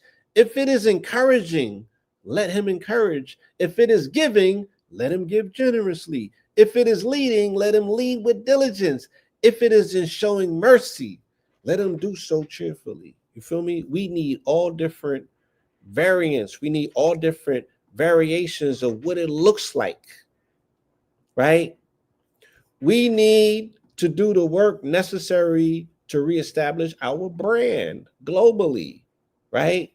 Whether that's a brand of blackness, whether that's a Moorish brand, however you want to spin it and skin it, my nigga, right? It needs to be refurbished. It needs to be reupholstered. And it needs to be reintroduced, right? All of these magnanimous, magnificent, melanated members that we have amongst our delegation, right? You let them people utilize their myth-making machine to take a martyr, a third, fourth tier reject like a Charlie Kirk, and position this motherfucker like he was on equal to MLK this year. Give yourself permission, right?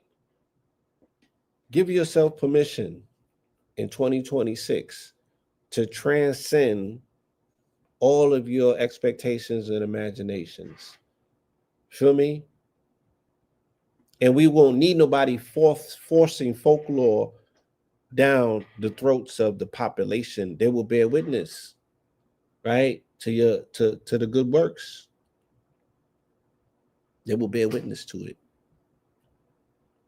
Paul's thorn in God's grace. This is 2 Corinthians 12:10. But he said to me, my grace is sufficient for you, for my power is perfected in weakness. Therefore, I will boast all the more gladly in my weaknesses, so that the power of Christ may rest on me. That is why, for the sake of Christ, I delight in weaknesses and insults and hardships and persecutions and difficulties. For when I am weak, then I am strong. I have become a fool, but you drove me to it. In fact, you should have commended me, since I am in no way inferior to those super apostles, even though I am nothing.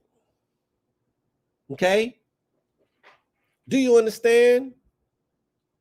I don't want to hear about what the challenges next year are. I don't want to hear about the midterms. I don't want to hear about MAC. I don't want to hear about the death code. I don't want to hear about none of that shit. I don't want to hear about Turning Point. I don't want to hear about what the fuck Candace Owen thinks. No disrespect, right? I don't want to hear about Trump and what he's doing in Nigeria and Venezuela and Colombia and any places, right? All of it is just set up to make a better version of you. If those are the things that you consider to be challenges, if those are the things that you consider to be adversities, if those are the things that you consider to be hurdles, you feel me? Then welcome the challenge. Then leap the hurdle, my nigga. Kick it over if you need to. Fuck that shit. Just don't be stuck. Right? All of that is setting up the criteria to let you know where the springboard is going to be at for you to take a quantum leap in 2026. And 26 is the number of God. And if you were made in the image of God, then you also are a tetragrammaton. You also are a four-letter word. You also have Yahweh in you. You have to go and figure out now what Yahweh is. What do each one of those four letters represent? And when you put them together, my nigga, how do they formulate man? Arm, leg, arm, head, right? What about the tree of life that has four worlds in it? So if God is a four-letter word, but then reality itself is constructed out of four worlds, you feel me? Now you're cooking with hot grease. Now you're a little bit closer to figuring this shit out. It's the fours, right? You got to reconcile the fours within you, or the cycles, or the seasons, or the squares. What are your squares? What are your challenges? Do you know your chart? Have you done the homework, the due diligence? And I'm not being facetious. I'm not talking down to you. I'm not speaking to you like you don't know. If you don't know, then you don't know. It's not a crime. I'm just saying these are the things that you should focus your attention on. I'm preaching to the choir. I spent a lot of time this year, right, watching what the fuck Candace Owens said about Charlie Kirk. I spent a lot of time looking at all of these exposés exposing Erica Kirk as a fucking liar. I spent a lot of time paying attention to shit that has no residual return on my reality. You know what I'm saying? So you may be in that grouping as well. But that should be in addition to, did you finish your breakfast? Did you finish your homework? Did you do all of the things that was needed and necessary for you to know yourself before you went and did the extra shit, getting to know about somebody else after they fucking gone? Have you put that same amount of attention into you? So I'm just saying, there are tools available for you to get closer to your personal gnosis of self, right? Shout out to my brother Malik Deshawn. He just dropped an amazing app, right? A cardology app called Castrology for Life. And I geek off of the opportunity to get to know things about myself. For my gnosis, me looking at me and learning about me and better understanding why I do the things that I do, or what the probabilities or possibilities are for me to do certain things going forward. So I want to be the subject matter expert on me. I want the same for you about you. And then we could get together and compare notes about what we know about one another. And then that will better help us have a better approach when we have the audacity to attempt to speak on knowing somebody else, my nigga. Because how, Sway? How the fuck can you know somebody else? You can't tell me everything that I need to know about you, and you live with you. But yeah, I'll drop the link in the chat. We're gonna do a show with bro, because he totally went to bat with this app right here. And I learned more about myself in a few days. And you be swearing you know it all. You know what I'm saying? But I be goddamn, I'm like, there's more to know. There's more to learn. There's more to get to. There's more to get to. What an amazing fucking thing to know that there's more to get to. You know what I mean? That's exciting. So I just wanted to share that excitement with you. So Paul said,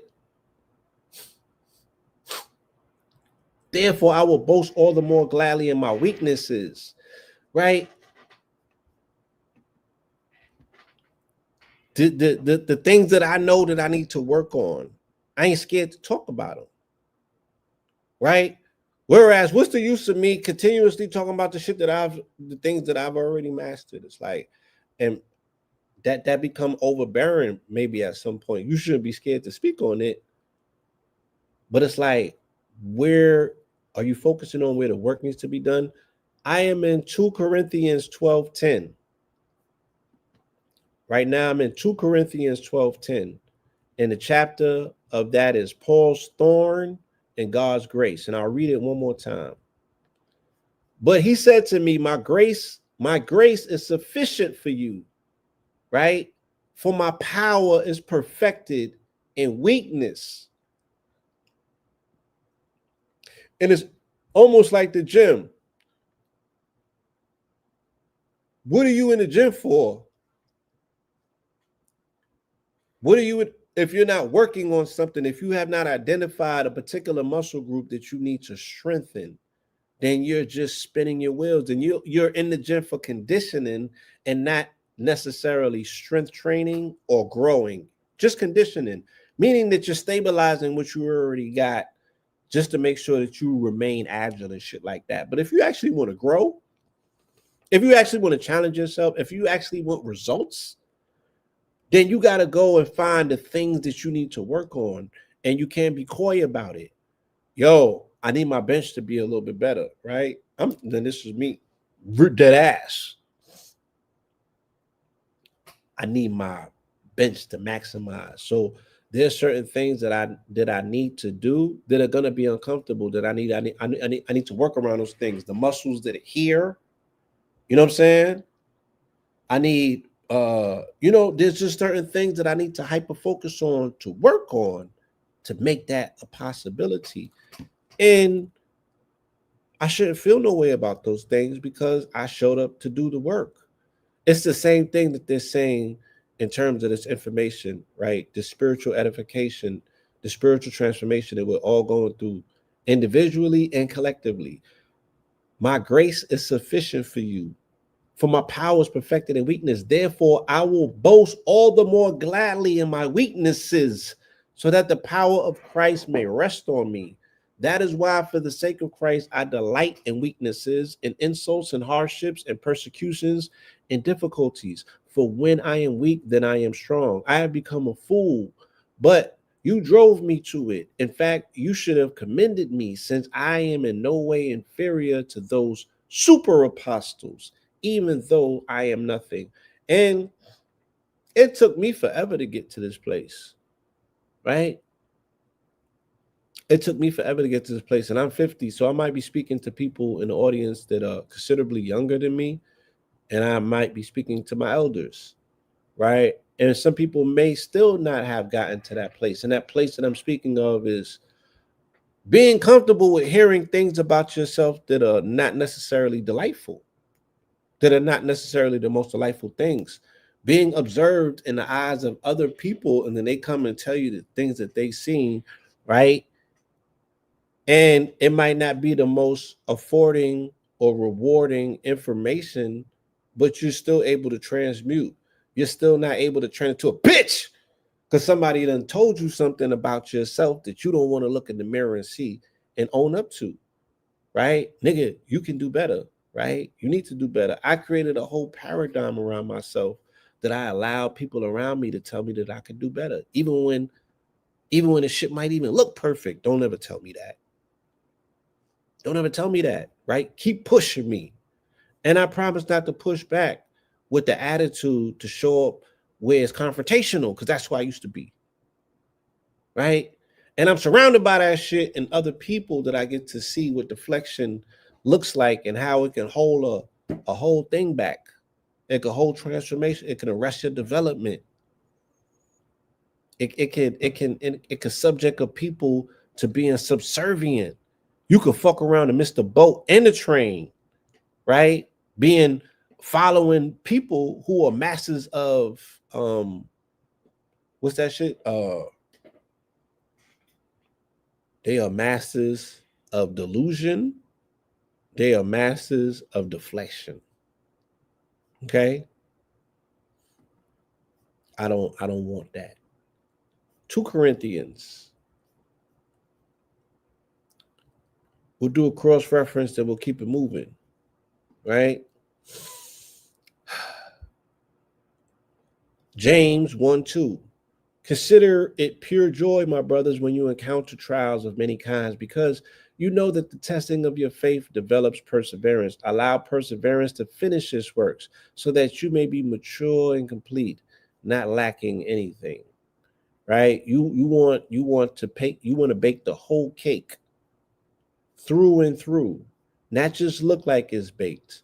You want to get it out the goddamn oven and be able to, put a knife through it and it go all the way through, right? It's the same thing with your lessons. You feel me? Undergo the necessary pain and the pressure to create the diamond. You can't fast track it. You can't skip steps, my nigga. You got to go through the fire. You feel me? But we here for you. That's the beautiful part of it. On the other side of the fire, right? But we're here to gird you on and to tell you that, yeah, that flame is not going to kill you. It's just going to change you. It's just going to change you. It's just going to transform you. But it's not going to kill you. It's just going to transform you. And sometimes you need somebody there to remind you of that shit. Sometimes you need somebody there to remind you of that shit. An unshakable kingdom, Hebrews 12:28. We're almost there. The words once more signify the removal of what can be shaken, that is, created things, so that the unshakable may remain. I'll repeat that. The words once more signify the removal of what can be shaken, that is, created things, so that the unshakable may remain. Therefore, since we are receiving an unshakable kingdom, let us be filled with gratitude, so our worship God acceptably, and so worship God acceptably with reverence and awe. For our God is a consuming fire.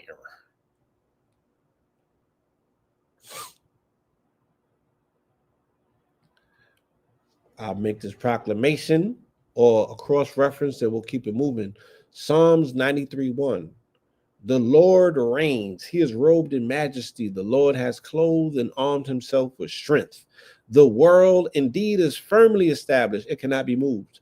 Your throne was established long time ago. You are from all eternity. And you all are from all eternity. You all are from you. I don't look, I don't care where you were geographically born or where you find yourself physically located at this particular time, right? You all are from eternity, from a time before time. How do we know? I can show it to you. That water in your body is ancient. They can't put a number in it, right? That stardust that you was composed of in physical matter, can't put a time on that, my nigga. But that light spark that's inside of you, and this way this shit might start sounding like um mumbo jumbo, right? Even though it takes the most egregious amounts of imagination for you to keep up with any of this shit that I'm saying is coming out of the Bible, right? The most unprecedented level of arresting of logic and an incorporation of imagination is needed for you to do this shit that I'm doing right here, or to even like be into the Bible. Okay? Because it's totally contradictory to reality. But we all come from a spark of light. We all are animated by a spark of light. And as we keep saying and we showing and proving, the mind is the governor, right? And it's non-corporeal. It don't come from you. It's been here. It's gonna be here. When you leave, it's still gonna be here, right? That soul, that part of us that comes from original source, right? We were all conjoined as one in eternity. The same way that they like to say that this planet had one ocean, or the same way that they like to say that one landmass was here, Pangea, then we were all one people. We all come from one source. And that's where I find my commonality in man. Not in the latest iterations of physical matter, right? But I've been here doing this shit for billions of years, my nigga, if not trillions, right? I've been everything in all of my different incarnations. Who am I to be turning my nose about a version that I've manifested into this planet now, and I'm looking down on another version of myself that I used to be at another point? That's some whack shit. Then I have bought into the illusion, right? Then I'm already lost. Then I'm probably destined to do this shit 3,000 more times, my nigga. I've missed the whole message. But luckily, when I had my Kundalini experience, right, there was an aspect of myself that came back from the future to the past in the Merkaba and reminded me that I'm part of this universe and that there's nothing that's disconnected from me. I'm part and parcel to all things in this universe. So when I move through this bitch, when I'm in my highest state, when I'm in my Christ consciousness, because I be a nigga sometimes, for real, for real. I be in my lower self, right? Because it's a vehicle, my nigga. It's a body, and I choose to. It's like, yeah, I wanna. We on the Titanic, but I'm underneath the ship, right, for 2 weeks, and then sometimes I might be on the deck. Sometimes I might be sometimes I might be mooring the ship. Other times, my nigga, I might be scuba diving at the bottom of that bitch too. Diving for barnacles, right? It's all a ship and it's all a trip. And sometimes you're gonna show up on different tiers of that 4-tier yacht, my nigga. Okay? Give yourself permission to explore the whole shit. And that sums up life. But I ain't gonna be down here acting goofy when I'm in my higher mind and I'm really in remembrance. Yeah, I don't be knocking people on religion. I don't be knocking people on their ethnicity. I don't be knocking people on their sexual orientation, right? I treat everybody like God. You know what I mean? I greet everyone that I see evenly. Equanimity. Because I reminded myself, and I know I came back and I taught myself how to hack the program to grow confidence, right? Show yourself some shit, and then you go and do it, and then you prove to yourself that it works, and then you do it again, and you prove to yourself that it works, and then you do it so many times that you have no other choice but to know, and then that's where the magic starts happening, right? And I lose consciousness. I lapse into doing mundane mortal shit because of sometimes the company that I keep, right? Or sometimes you want to be in community, and these niggas move like snails when it comes to evolution. So sometimes you go back and you play them games because that's where the people is at. But the highest level, the highest elevated level, what I call my Christ consciousness, yeah, I know that I'm part and parcel to all, and I don't judge because we're all related, and I love you all because I gotta love me. You know what I'm saying? And there's no way around that. I'm talking about to the lowest of us. Yes, I love thy neighbor, even the crackers, even the hillbillies and the magas and all of that shit. I absorb all of that shit in my highest form, right? I don't get caught up in none of it. I love everybody.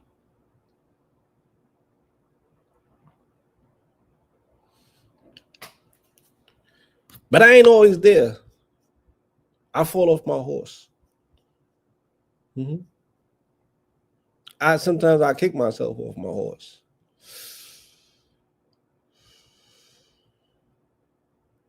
1 Peter 2:9. We're about to close up shop. But you are a chosen people, a royal priesthood, a holy nation, a people for God's own possession, to proclaim the virtues of him who called you out of darkness into this marvelous light, right? To this marvelous light. And again, that's about accepting all seasons of our reality, all seasons of our being, right?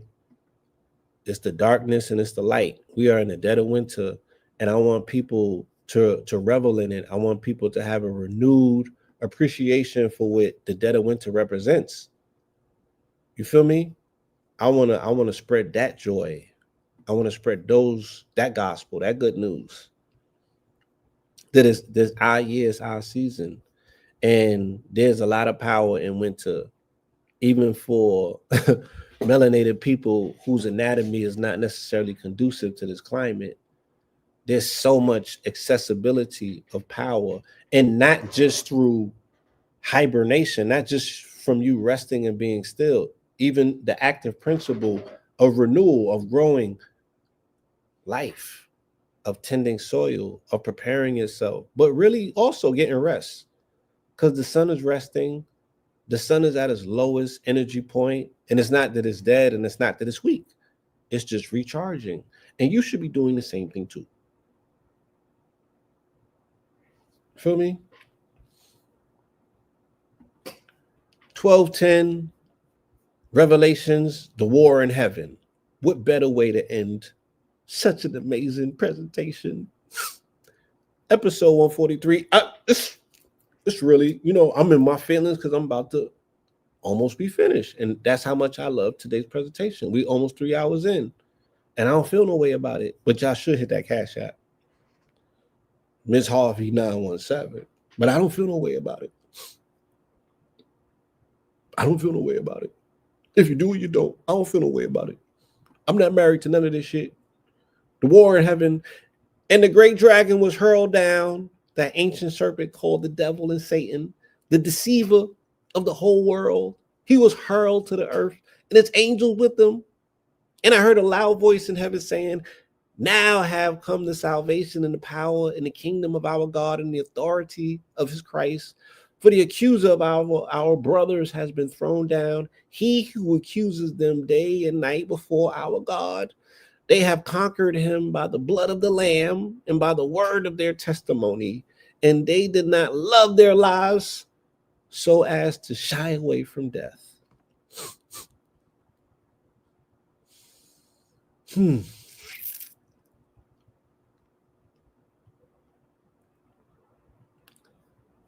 This is one of the most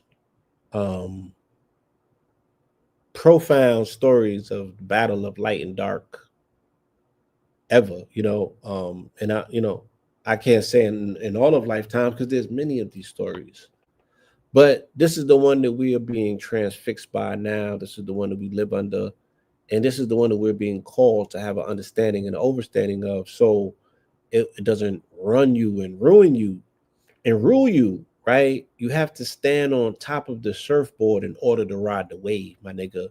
Can't be underneath the water riding the wave. You're being ridden by it if that's the case. And I don't want my people underwater, right? I don't want my people underwater. I want you to have the information. I want you to have the gnosis. I want you to have the knowledge. I want you to be firm in your understanding so you can stand on that surfboard and you can ride the wave. Okay. 1 Corinthians 15:24 to close this out. Then the end will come when he hands over the kingdom to the God the Father after he has destroyed all dominion, authority, and power. For he must reign until he has put all his enemies under his feet. Right? Sounds like Trump administration again. A lot of correlations. Let's see if we can get some out of the Quran real quick. And if not, close up shop. Okay. 1228 in the Holy Quran, peace and blessings be upon the Holy Prophet.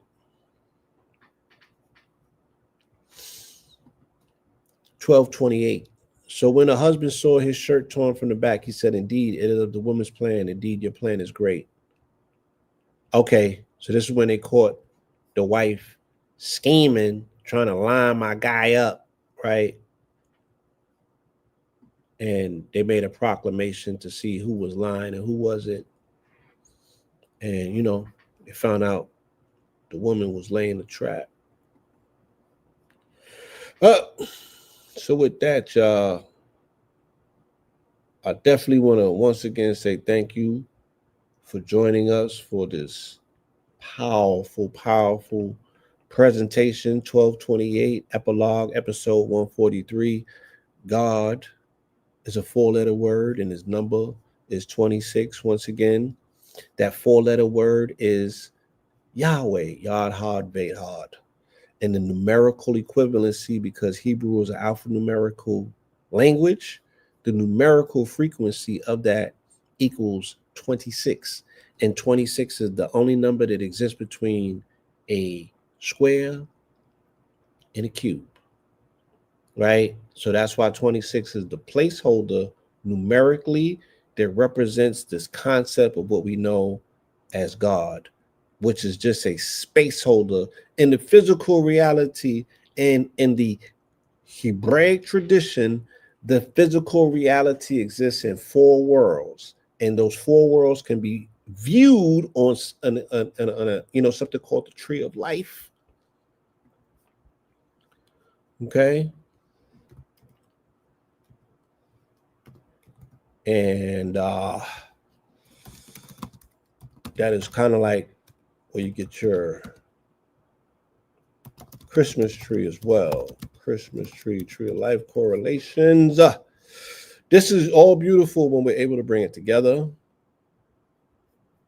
and not be confused and transfixed by it. You know what I mean? It's beautiful when you can see it for what it is. And I don't want to take anything again from anybody else that has a different understanding or different introduction or indoctrination into this information. I'm just sharing with you what I've been taught, sharing to you what my studies have led me to, and just giving you some extra insight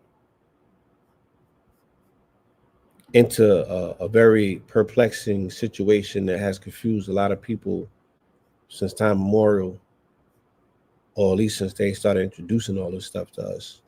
The Christmas tree symbolizes the biblical tree of life, representing eternal life in Jesus Christ, connecting pagan evergreen traditions with Christian theology of resurrection and hope after Adam's sin. While the tree of life in Eden offered eternal life, its loss led to exile. The Christmas tree, a green evergreen, points to Christ as the new source of eternal life, overcoming death, much like the cross was the tree of death leading to life. Its evergreen nature signifies life promise even in winter, a stark contrast to the winter's barrenness, and its traditions stem from paradise plays featuring fir trees decorated with apples, linked directly to Genesis, right? So, even with all of that being said, you feel me? And it all comes together beautifully. As I said, shout out to the farming, the people that are out there that are knowing the evenness and even in the barrenness of winter. Shit, I'm out here growing food and loving life. And I couldn't be more excited, to share the end results with you guys. So you as well can tap in and we all can get back just to being producers all four seasons, riding the entire wheel around all four seasons, where we're producers and our productions are getting more profound and more profound. And the ultimate goal, even for this mineral ministries, is to return the chosen people of the Most High God back to their garden, right? Where everything was beautiful, everything was peaceful, where everything was perfect. You feel me? We got to get back to the one. And what better way to do that but with commandeering food as our own devices, producing our food, growing our food, and ultimately, doing business with our food. You know what I'm saying?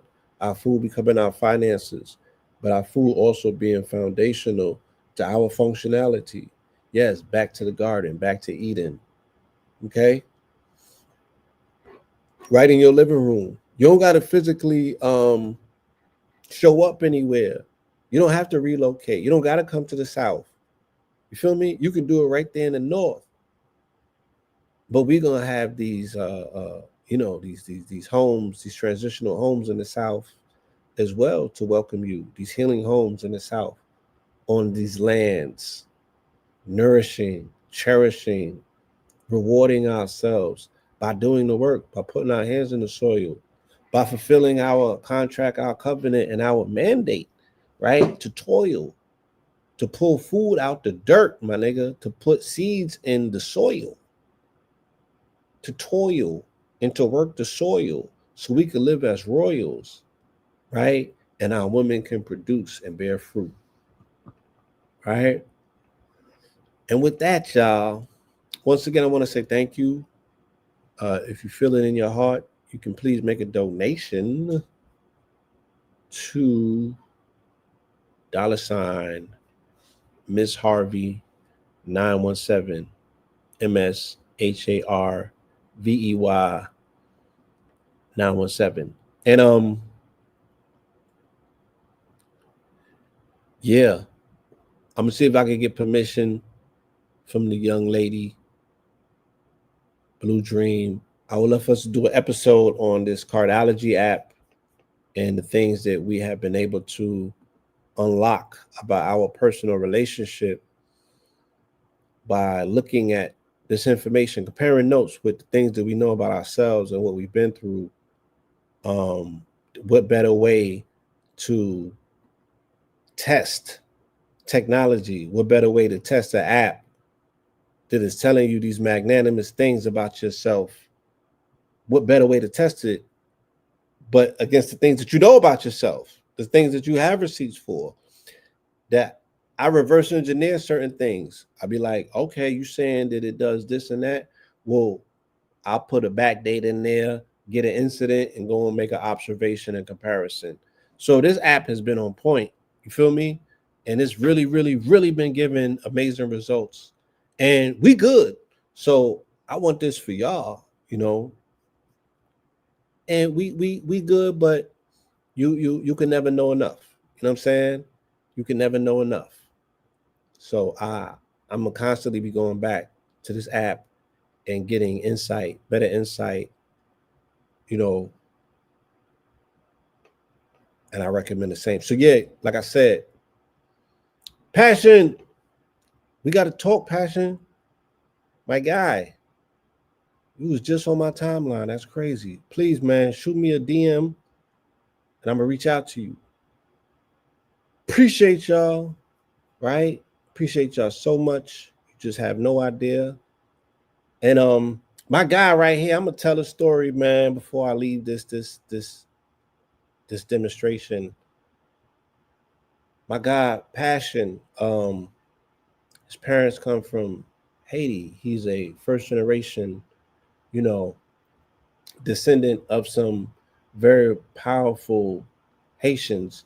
And I remember going to his house, and he had his father had a picture on the wall of Pope John Paul. You know what I mean? And there was an aspect of reverence and respect. Now, again, I always tell you that I'm able to see the efficacy and the power of religion through the children, the people that is impacted the most. You feel me? So there was there was something about this brother Passion um in our community where he was a friend of all people. He was a people person and people loved him. They got along with him in an amazing way. You know what I'm saying? And I would ask him like what was your upbringing like? Like how was you raised? You know, what was the principles that were instilled in your household that you could come out here in the jungle amongst, you know, the wildebeest and humanize them. Feel me? And I have a tendency to believe that it was the strong backbone of how Haitians in particular were able to utilize Christianity specifically by way of Catholicism and their thorough understanding of African traditional systems and the overlay and the interplay that takes place between that, and they were able to become magical people. So I was honored and blessed to grow up in Flatbush, Brooklyn, of all places, a very diverse place. But my earlier education came by way of observing the strength of Haitian Americans during a time when there was a program out for them. And what a program is, it's a word that comes out of Germany when they were hunting the Jews, and the Jews were being persecuted just for being Jews. Haitians were being persecuted in my community just for being Haitians. And what they're trying to do right now to the Somalians with politics, it's the same thing that Reagan did with the Haitians with politics. They had our people, and when I say our people, I mean like the FBAs and people that were already here, right? They did not. They were very fearful of Haitians because they bought into the quote unquote hysteria. They brought into the myth making. Okay, they brought into the myth making. This young man on the screen right here, named Tony Anthony Lindor, he was amongst a group of Haitians early in the 90s who turned the tide, who turned the wave on how Haitians were dealt with and appreciated in our community because they started putting in pain. They started they started putting on for their people, and they became so likable, right? That they were able to collapse the wave everywhere that they went. There's nowhere that I showed up with Tony that people didn't love Tony, that Tony didn't own the room. He humanized his people, right? He brought a level of respect to his people just from him being unfuckwittable that you had no choice but to look at Haitians differently. Passion did the same thing, right? Wycliffe will come along later and do the same thing, right? I mean, and these are things that I lived through, that I physically bore witness to, the turning of tides, um, the hate turning into homage. You feel me? I seen it in a lifetime to know that this shit can be done, right? So why stop now? What else can we change in this lifetime? I got breath in my body. I want to exhaust this shit on the most magnanimous things possible, right? Because I'm not gonna get a second opportunity in this body in this time to get this shit done. So I'm here to work. Appreciate you all. Peace, love, and light.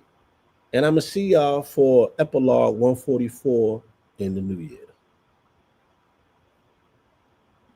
And with that, y'all,